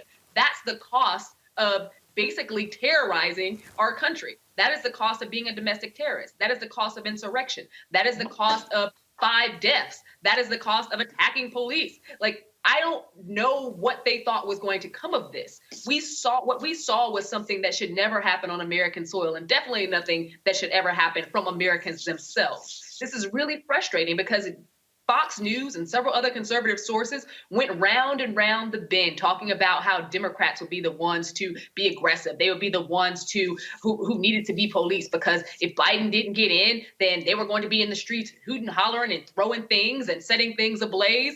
We saw that didn't happen in 2016 when Trump got elected. Nothing was burned up. Nobody incited riots at the Capitol. Nobody did any of that.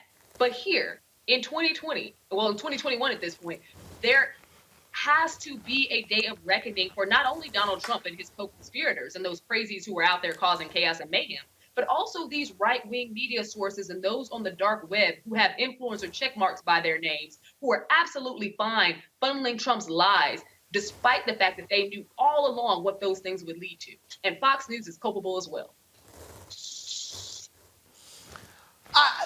Michael Imhotep, I really believe sometimes we need a little comic relief. So we might as well go to that Trump-loving little leprechaun, Terrence Williams. If y'all want to see truth, matter of fact, maybe I should do this here. Henry, go to the wide shot. Go to the wide shot. So y'all, this is Terrence. This is little Terrence Williams doing his little tap dance show. His little tap dance. His little tap dance routine. Y'all watch this. I just want to give y'all some comic relief on this Friday before the weekend. Here, little leprechaun, Terrence Williams. Do y'all not know that they just banned the president of the United States of America?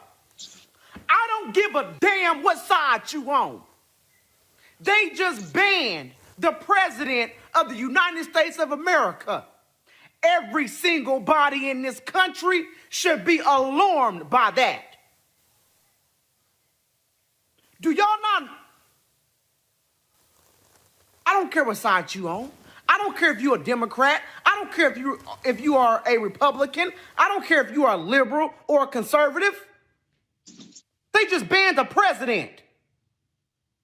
Do they really got that much power where they are silencing the president of the United States of America? And y'all think this shit is funny? I don't care about my language right now. I don't give a damn. This is some bullshit. This is some bullshit, and y'all know it. If they are coming for the president, you damn right they're coming for you too. You damn right they're coming for me. This is absolutely disgusting. Follow me on Parler. Twitter, you can kiss my ass.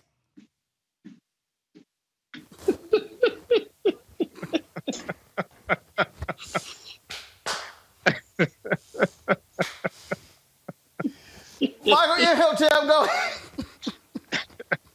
Well, you know, brother, it's first of all, man, when you have so-called black people that want to side with a white supremacist like Trump, they have to ask themselves what happens to them when they have outlived their usefulness to white supremacy. That's the first thing. But if we look at the reporting from NBC News, Twitter permanently suspends President Donald Trump. Twitter said after close review of recent tweets from @RealDonaldTrump account and the context around them, we have permanently suspended the account due to the risk of further incitement of violence. Okay, that's the official statement from Twitter. So all you got to do is roll tape and look at what happened. Okay, And Trump encouraged that. So, yeah, it's long overdue for him to be permanently banned from Twitter. He's received warnings. He's had tweets where he put out false information. He's one of the biggest purveyors of conspiracy theories. Okay, he has 100 million followers, so rightfully so. Then you had Lieutenant General Michael Flynn, a traitor. You had Sidney Powell. Their Twitter accounts were suspended earlier today. Then Trump's. But then we also see that Apple has put Parler on notice. Your little friend mentioned Parler there. BuzzFeed News reports that Apple has threatened to ban Parler from the App Store. The social networking app favored by conservatives has been given 24 hours to institute a moderation policy. Okay, so what we're seeing is when you have unhinged white supremacy, then you see insurrections like this that take place. So you know, when you got people, and I'm not trying to make this specific. I'll wrap up with this. I'm not trying to make this specifically about any one of these nonsensical, idiotic black conservatives, okay, who side with Trump. But a lot of them, man, when if they had a rally like that, they're gonna have to have a sign on them that says "I'm one of the good ones." Otherwise, they're gonna get their asses knocked out. That's what's gonna happen to them. So you got to understand what happens. You got to ask yourself the question: what happens to you when you outlive your usefulness to white supremacy? Well, Michael, since you said you might get your ass knocked out, y'all know what time it is. Oh no! I'm white. I got you, Carl. Don't put me in the box. Keep the three of them on my property. Whoa! Hey! You don't live here. I'm uncomfortable.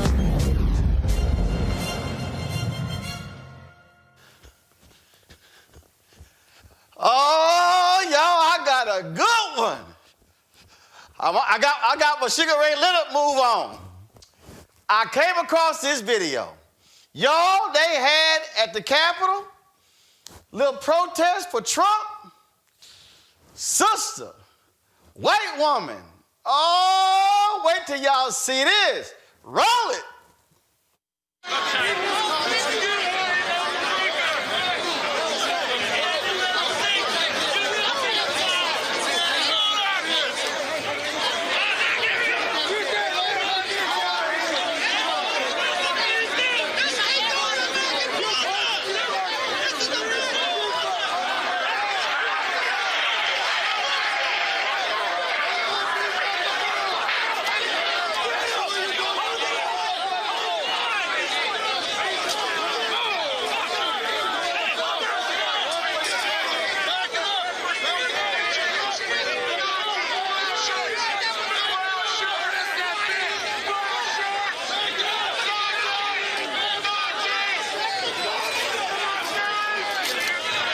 Come here, Henry.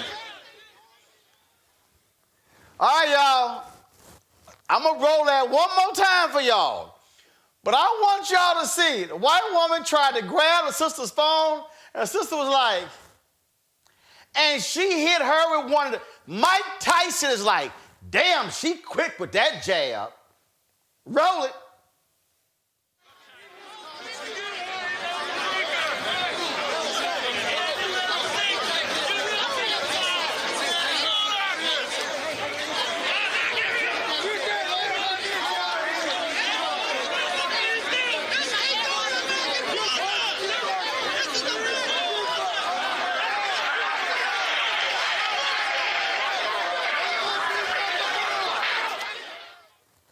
Y'all, it gets better.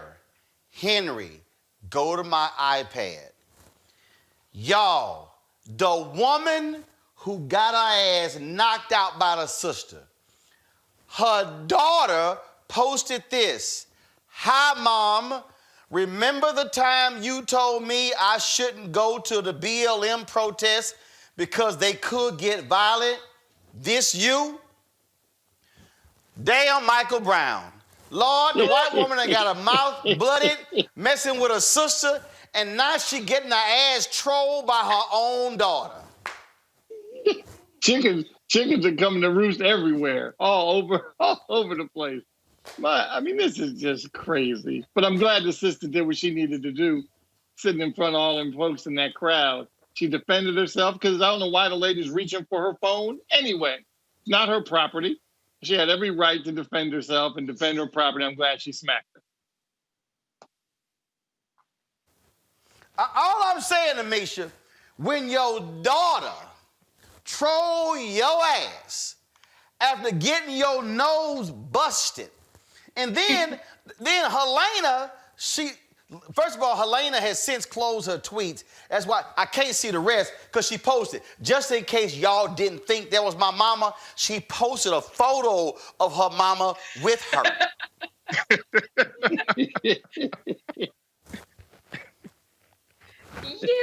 Yeah, there's a certain level of, oh my God, do as I say, not as I do type thing, where she tried to instill in her daughter this crazy fear of BLM, and that BLM protests were ultimately dangerous. Meanwhile, mom is out here being a straight clown, snatching people's personal property and not expecting to get walked.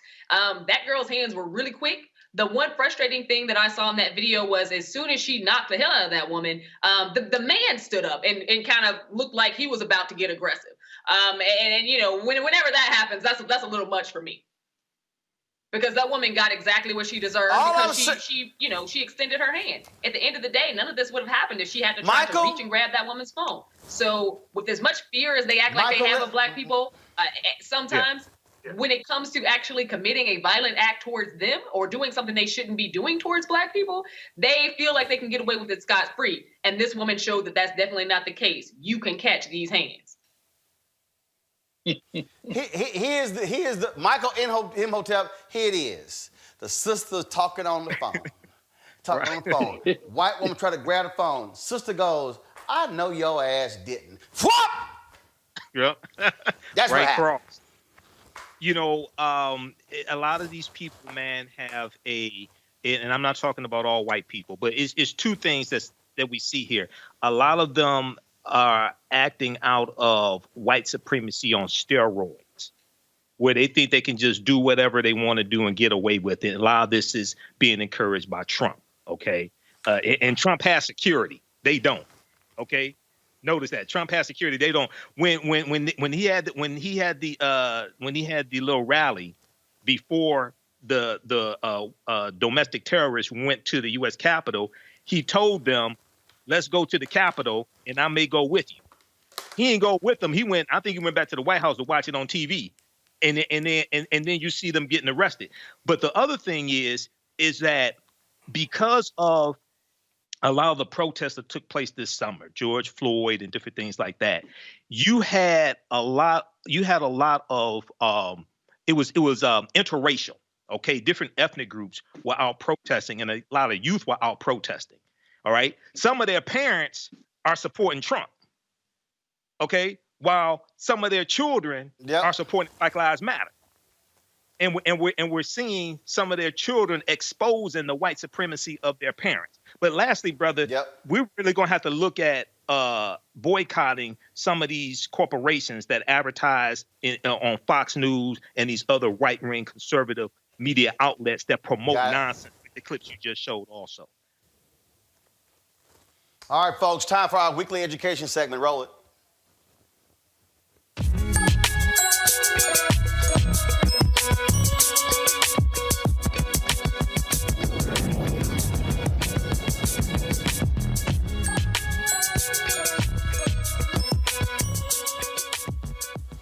All right, y'all, we were going to talk about COVID with my next guest. He is Dennis McKessie. He's the CEO and board chairman of the Off School Grounds Coalition. Dennis, glad to have you in Roland Martin Unfiltered. But Dennis, I'm about to throw you a curveball, but I want you just to roll with me, okay? You ready? Absolutely. All right, yes, so Dennis, here's the curveball. Here's what's happening right now. It's a lot of young people who went to this Trump insurrection rally and people who stormed the Capitol.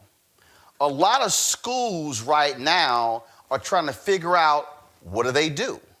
Do they ban these kids? There are people who are getting fired from their jobs. There was a lawyer in Texas who got fired, who stormed the Capitol. There's a CEO of a company in Illinois who's been placed on leave. Other people have gotten fired. There was one guy who was wearing, a couple out of Maryland, who was wearing his employee ID. He's been fired. So I just want to get your thoughts from an education standpoint. How do schools, how do education leaders deal with this whole issue of these folks who were at a rally where they tried to storm the Capitol? I'm just curious what your thoughts on that and how that has to be dealt with.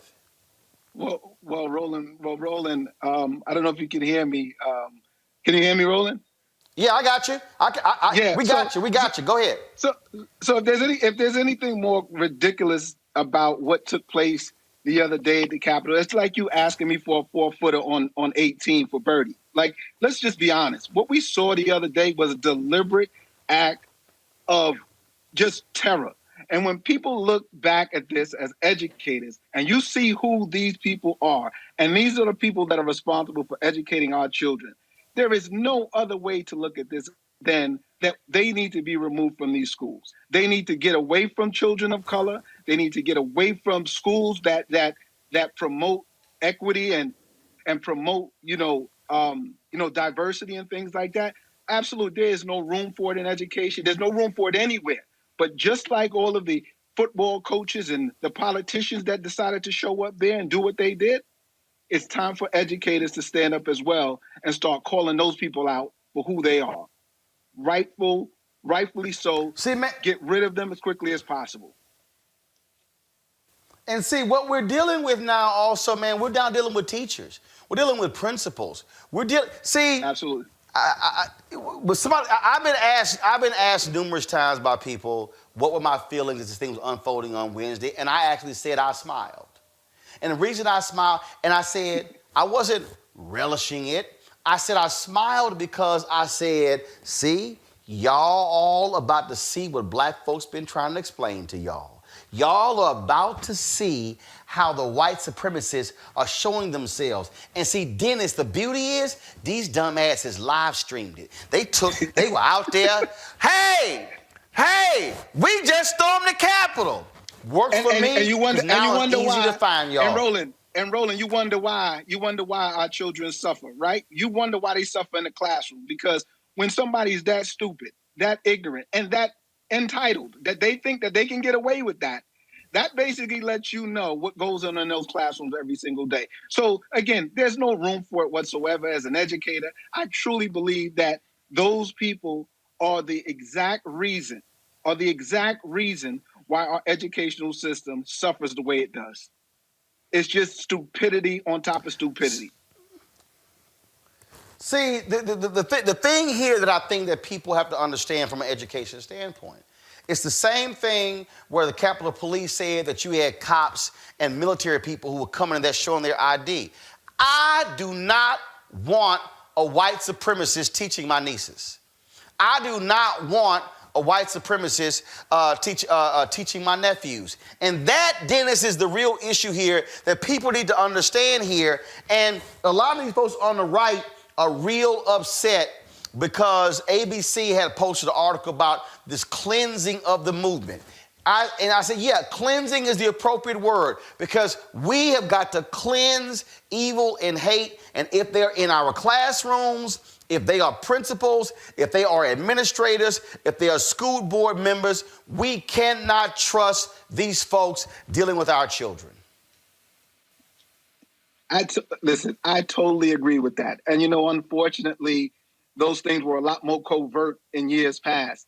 But now, again, because of the perception of entitlement that they thought they had up to this point, that they thought that they can go there and live stream everything that they wanted, just like they would in the past. Understand now that they are going to pay a heavy and hefty price as a result of that. You don't get back that. You don't get back what you put on social media. You don't get back the images of you doing those things and participating in this type of atrocity. So I truly believe that what we talk about the negatives behind social media, but I tell you one thing: if there was ever a day that I loved social media, it sure enough was this past week when them jokers decided they wanted to run up in the Capitol. So again, those principals, those school leaders, those of you who get a chance to go and see this stuff, if you see anybody from your staff that was there acting stupid, I recommend, I strongly recommend that you report them to the Human Resource Department of your district ASAP, because we need to get them away from our kids immediately. I agree 100%, and let me just remind folk, I'm all about my selfie lessons. To all of the Trump people, do me a favor. When y'all shooting y'all videos, I want y'all to clean the front lens. Then I want y'all to clean the back lens. And then do me a favor. I want y'all to hold a phone like this. So we shoot y'all videos horizontal. So when y'all are storming the Capitol or State House, I want y'all to shoot the video horizontal. So when we show it on Roland Martin Unfiltered, it's gonna fill up the whole screen, as opposed to shooting it vertical with the black side. See, I want to see all of your whiteness in the picture there, so we can easily identify y'all for the FBI. I love it. That's an education lesson, Dennis, for the folk on how to properly shoot video. I love it. I love it. And again, you might need to do another YouTube video on that, because I think some people don't always get it. But you know what? The great thing about, again, social media, you think you've deleted your post, but better believe somebody screenshotted that joint before you did.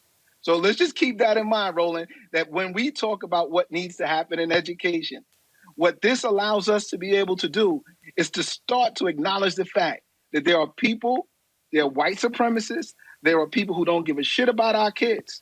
And so I think it's very important that moving forward, that we make sure that they understand that they're being watched, they're being monitored, and they will be dealt severely as possible.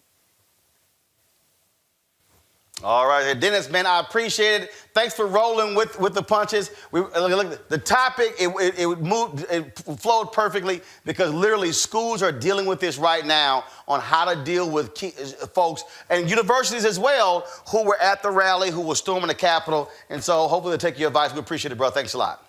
Likewise. Thank you, Roland. Speak to you soon. All right. Thank you so very much. All right, y'all, last story. The Puerto Rican woman, really more like the SoHo Karen. Remember the woman Maya Poncetto, who accused the 14-year-old brother of the trumpeter's son of stealing her iPhone when her dumb ass left it in her Uber? Well, she's now been arrested in California, and she's going to be brought back to New York. But y'all, Gayle King sat down with her. They showed a portion of the interview today. They're going to show the rest of it on Monday. Ooh, just roll it, Henry. Just roll it.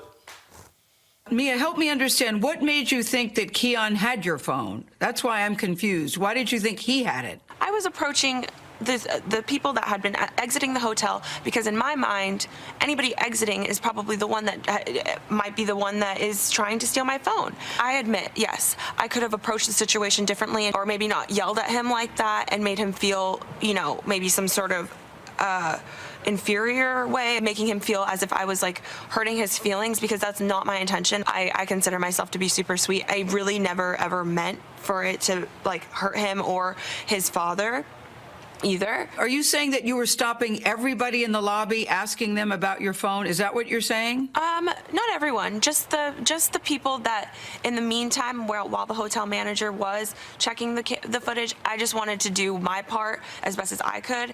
You just described yourself as super sweet. I know you've seen the video. When you look at the video, the reaction seems very extreme. It doesn't seem like it's someone who's super sweet. How would you feel if you were alone in New York and you're going to spend time with your family during the holidays, and you lose the one thing that gets stolen from you that has all of the access to the only way that you're able to get back home? I just don't think I would randomly attack people, is what I'm saying to you. I know you said you could have handled it better, but I just don't think I would randomly attack people in the manner in which you did. What do you think when you look at that video? You're standing there in your leggings and your flip-flops, and it looks like you're just going nuts, for lack of a better word. No, I'm not letting him walk away with my phone. I don't feel that that is who I am as a person. I don't feel like this one mistake does define me, but I do sincerely, from the bottom of my heart, apologize that if I made the son feel as if I assaulted him, or if I hurt his feelings, or the father's feelings. I don't believe one mistake defines anybody, but I think when I look at that particular video, you did more than just accuse him. The video seems to show that you physically attacked this young boy. You do see that too, right? But at the end of the day, the dad did end up like slamming me to the ground and pulling my hair and throwing me and dragging me across the ground. So I will say that. Yeah, but I think, you know, the video we saw, it looked like you had just attacked his son. Yeah, the footage shows me attacking his son. Of attacking him how? Yelling at him? Yes. Okay, I apologize. Can we move on? I know you're saying I don't need to, I just want to apologize, but I do think that there should be some context to your actions that day. Okay, so basically, I'm a 22-year-old girl. Racism is, how is one girl accusing a guy about a phone a crime? Where is the context in that? Mia, what is the deeper Mia, story it's here? not. That's not the problem. You have to at least understand your actions that day. You seem to have attacked this little boy, this young boy, this teenager. You seem to have attacked this teenager about the phone, and then it turned out he didn't even have your phone. That's the thing. I mean, you're saying, look, I'm 22 years old. You're 22 years old, but you are old enough to know better. So I will say you're 22. I get it. Enough. The hotel did have my phone. The hotel did end up having my phone. I did get my belongings returned to me. All right. Oh, wow. Great, Gayle. Enough. That was my favorite part. Enough.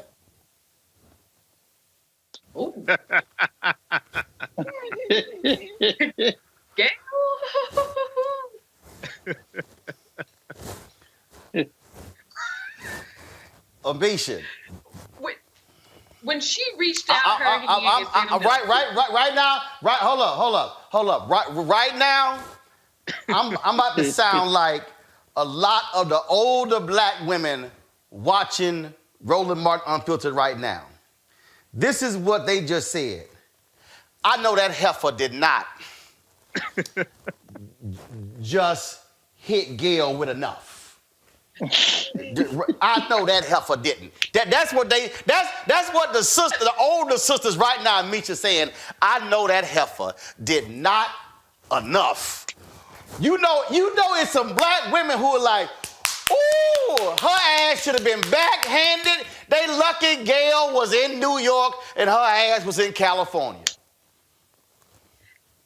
It was just, it was unbelievable. The gall, one, for that action in and of itself, but in the entirety of that interview, you see someone who does not want to take any responsibility, even though there's video footage. She kept talking about, well, maybe she hurt this guy's feelings. This has not a damn thing to do with feelings. You physically assaulted a young man. You physically assaulted someone who's a teenager. You came after this guy, jumped on him, accused him of stealing a phone without any evidence whatsoever. She had already talked to the hotel staff who were already, looking around for her dang phone. She saw the first black guy who was in that vicinity, and she decided to all of a sudden, push all of her anger and upset on him. And then when Gayle is trying to get her to admit to, or at least see her own culpability and fault in all of this, she falls back and somehow tries to make herself the victim. And, this is something that happens when people accuse black men of things all the time, but the level of gall she has to do this. And then she talks about how young she is. You attack somebody that was years younger than you. This is an adult. 22 is grown. She knows better. If she thought her phone was stolen, the thing you do is report it. You don't go chase some young kid down and jump on him. And she just lost all of her mind. And then when Gayle pushes her, to explain herself and at least try to take some responsibility for the video footage all of us saw, all of a sudden, she's done. Everything is over. We're ending the interview. It is just beyond me. Hey,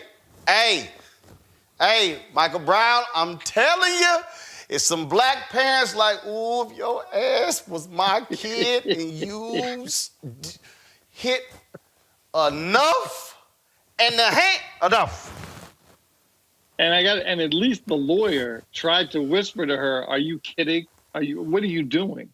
You don't treat you're trying to act like with some level of responsibility and respect to the interview." And clearly she didn't want to do that. The lawyer tried to whisper to her.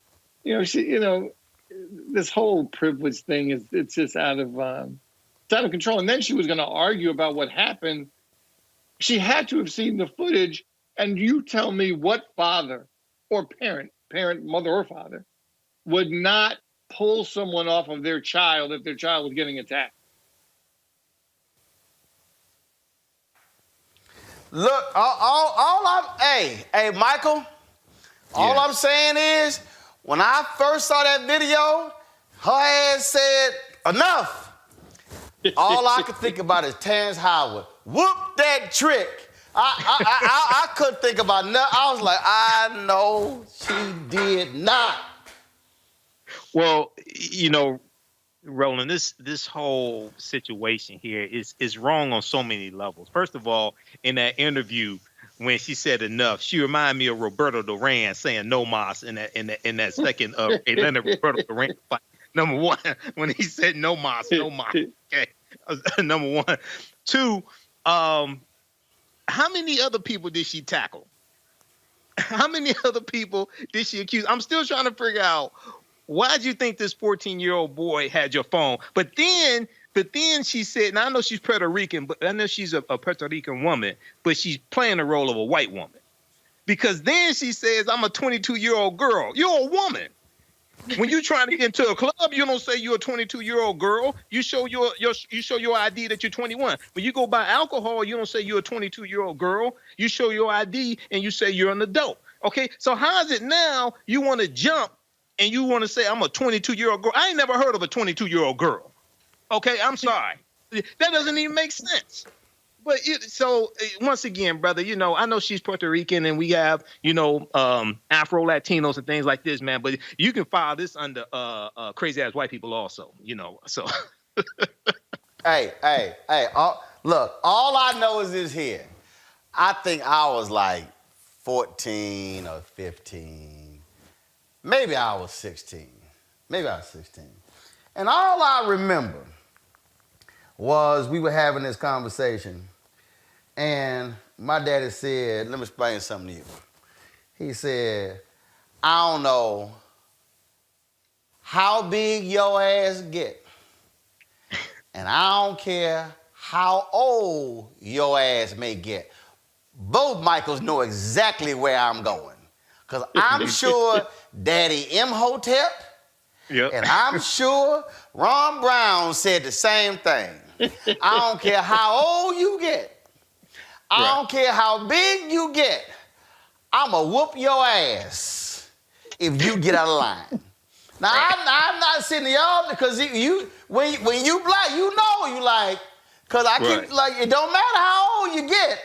You deal with some black daddies, and I know, Amisha, your mama and them sisters in your family said, nah, your ass might think you cute.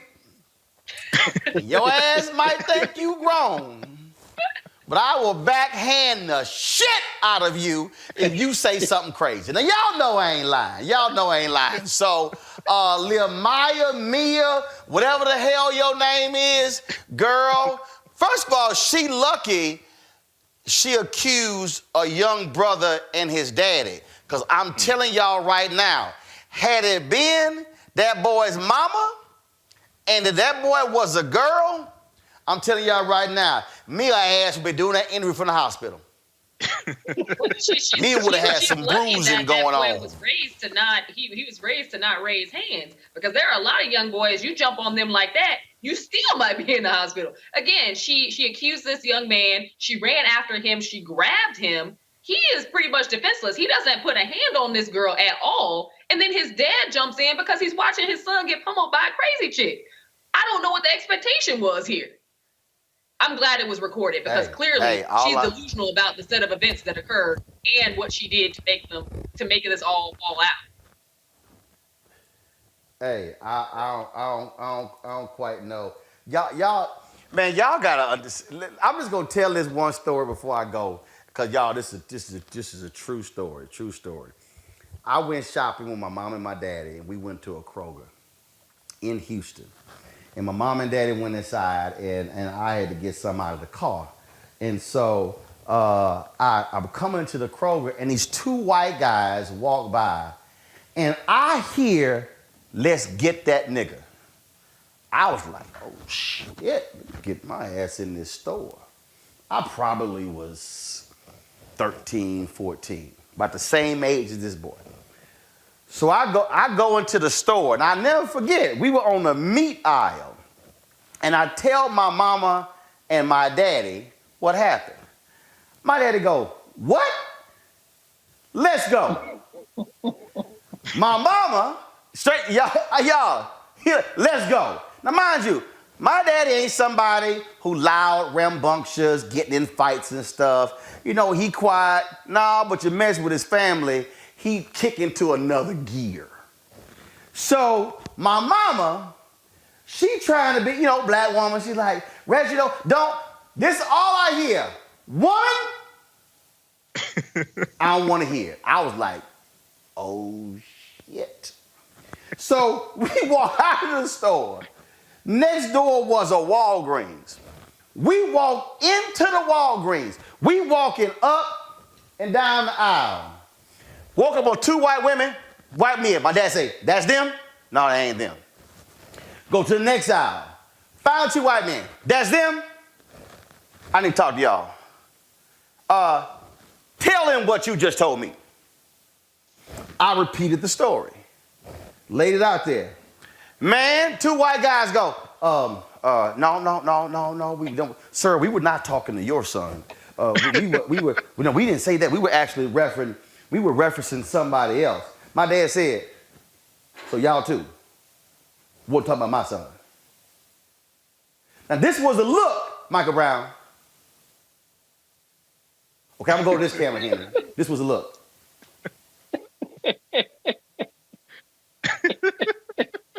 That was the look.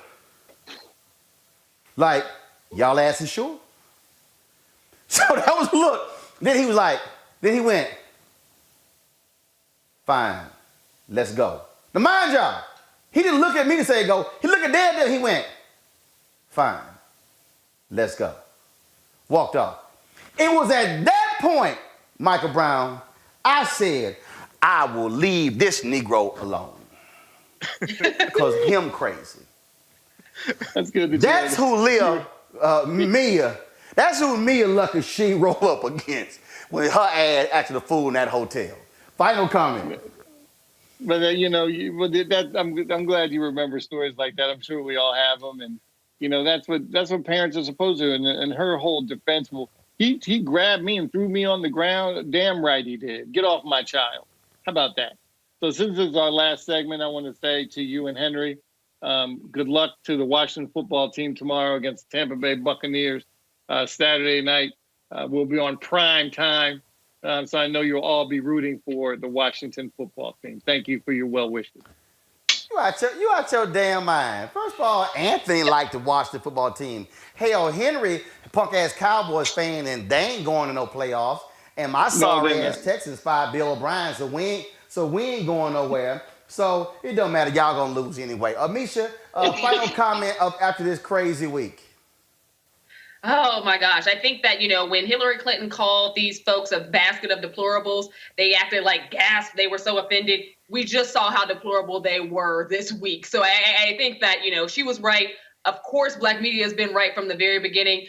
The people who have just decided to jump ship from Trump with less than 2 weeks left of his administration, history is going to remember them for exactly who they were, the same way that they will Donald Trump. Imhotep. Brother, politics is the legal distribution of scarce wealth, power, and resources, and the writing of laws, statutes, ordinances, amendments, and treaties, their adoption, interpretation, and enforcement. So January 20th, 2021 can't come here fast enough. We need to stay vigilant, protect ourselves, watch what's going on, And also, Happy New Year to everybody, and Happy Founders Day to my brothers of Phi Beta Sigma Fraternity Incorporated. Oh, y'all got founded today? January 9th. Coming. Michael, I don't know why you opened that door, Michael. Why'd you open that door, Michael? You know he's got something to say. January 9th is coming up. That's cute. That's cute. That's cute. Congratulations. That's cute. Oh yeah, thank you. All right, y'all. That's it for us. Let me say this here, y'all. This is our last day here in Georgia. We arrived here on when was it, Anthony? December 5th. We came here December 5th, and we dedicated that we were going to cover this Georgia Senate runoff race. I felt it was important for Black media to be here, to be on the ground, telling our stories from our perspective. I was not going to trust mainstream media for covering our story. I wasn't going to trust them from doing what they do and what they always do. And so that's why we came here. And we committed ourselves that we were going to be traveling all across this state covering this election, and we did that. And I got to thank y'all because the resources that y'all have provided for us, also watching this show, the advertising dollars that we generated from YouTube and our partners, folks like AFSCME and Black Voters Matter and the National Coalition of Black Civic Participation, Collective PAC. We've been able to raise dollars over the last year. That's what allowed us to be able to come here and spend 5 weeks. It allowed us to be able to rent this Airbnb out. This was our home here. This here, of course, was our studio. Of course, we were able to eat here, cook here. We took over every room with all of our equipment and everything along those lines, and have been able to cover the election like we wanted to. And we absolutely were fully supportive. Pastor Raphael Warnock, my alpha brother, as well as John Ossoff, covering their events, live streaming their events, bringing you the news directly, unfiltered. You didn't have to watch MSNBC or CNN. We were right there covering their rallies. You were hearing from them, directly from them, and that was important. And so I just want y'all to understand, because every Friday we always run our list of our members. I want y'all to understand that I wanted y'all to see your dollars at work. I want you to understand why we do this show and why we launched this show, because it really is about providing Black folks with a platform that's ours. To have Michael Brown and Michael Imhotep and Amisha, and to have Greg Carr and Erica and Reese and Avis and Julian, and Kelly and Monique and Robert Patillo and Scott Bolden and Candace, and I can go on and on. That's also important for us, being able to have Black commentators, folks being able to speak to the issues. Today, being able to have Congresswoman Maxine Waters and having Derek on the show as well. For us being able to have yesterday General Russell Honore and Congresswoman Brenda Lawrence and Congresswoman Johanna Hayes and Congressman Tim Ryan, to having them on, because we're getting it direct, and that's why it's important. And so our goal, I told you, our goal each year is we want to have a minimum of 20,000 people who are joining our Bring the Funk fan club, who contribute on average $50 each. There are some people who can't give that. I totally understand that. There's some people who can give less. There's some people who give more. And so we appreciate every single dollar. And so we want you to join our fan club. Right now, there were 14,000 of y'all watching today on YouTube simultaneously, the most we've ever had on YouTube. No, the second most. We did 16,500 on Wednesday. The 2,000 folks were watching on Facebook. As we sit right now, we've got 10,000 on YouTube, 1,200 on Facebook. Do understand, if every single person who's watching right now gave, you would represent half of the dollars we need. If 20,000 of our followers, I just want y'all to understand, if 20,000 of our followers gave an average of $50 each, that would fund us for the rest of the year. That means that we wouldn't have to be sitting here depending upon corporate advertising dollars. It allows us to be able to build this platform. I told you that we've signed a deal to build our OTT channels. That's right. And so you're watching right now on YouTube. You're watching right now on your phone. But I want y'all to understand, in about 90 days, you're going to be able to turn that TV on. And if you got Apple TV, you're going to be able to see our app right there on Apple TV. In about 90 days, you're going to be able to turn that television on Roku and watch us on your Roku device, on your Amazon Fire Stick device, on Twitch. If you got an Xbox, you're going to be able to watch our show on Xbox. You're going to be able to watch our show. If you have a Samsung TV, we're going to be able to have that app. That's a Samsung TV right there, where you're going to be able to watch our show right through the Samsung app. That, folks, is what we are building, because this is all about us being able to expand this show and expand what we're doing. And again, it's going to cost $145,000. We already know that. And so we're sitting here building that. So please support us by us giving up to Cash App. $ is RM Unfiltered. PayPal is paypal.me/R Martin Unfiltered. Venmo.com is /RM Unfiltered. Zelle is Roland at RolandSMartin.com. You can support us if you want to use a credit card in Square. You simply go to RolandMartinUnfiltered.com. If you want to send us a money order, go to New Vision Media Inc. NU Vision Media Inc. 1625 K Street Northwest, Suite 400, Washington, D.C., 2006. This is about controlling our own narrative. I see y'all comments right here on YouTube and on Facebook. Yeah, this is exactly what we're doing. And so we're building that. So we thank all of you. I'm back in studio for the first time, literally in 5 weeks. I think I've only been in studio one day since then. So I'm back in D.C. Give me this shot right here, Henry. I don't know about y'all, but I might actually have to build this set back home, because I'm actually kind of liking the lights, and we got to move that lamp out the way. But I'm kind of liking the fireplace and the logo in the monitor. Y'all let me know on YouTube and Facebook if y'all like this set look. I'm kind of what you think, Henry? You think? New set? Ashley, what y'all think? New set? Yeah, that's what I'm thinking. All right, y'all, we gotta go.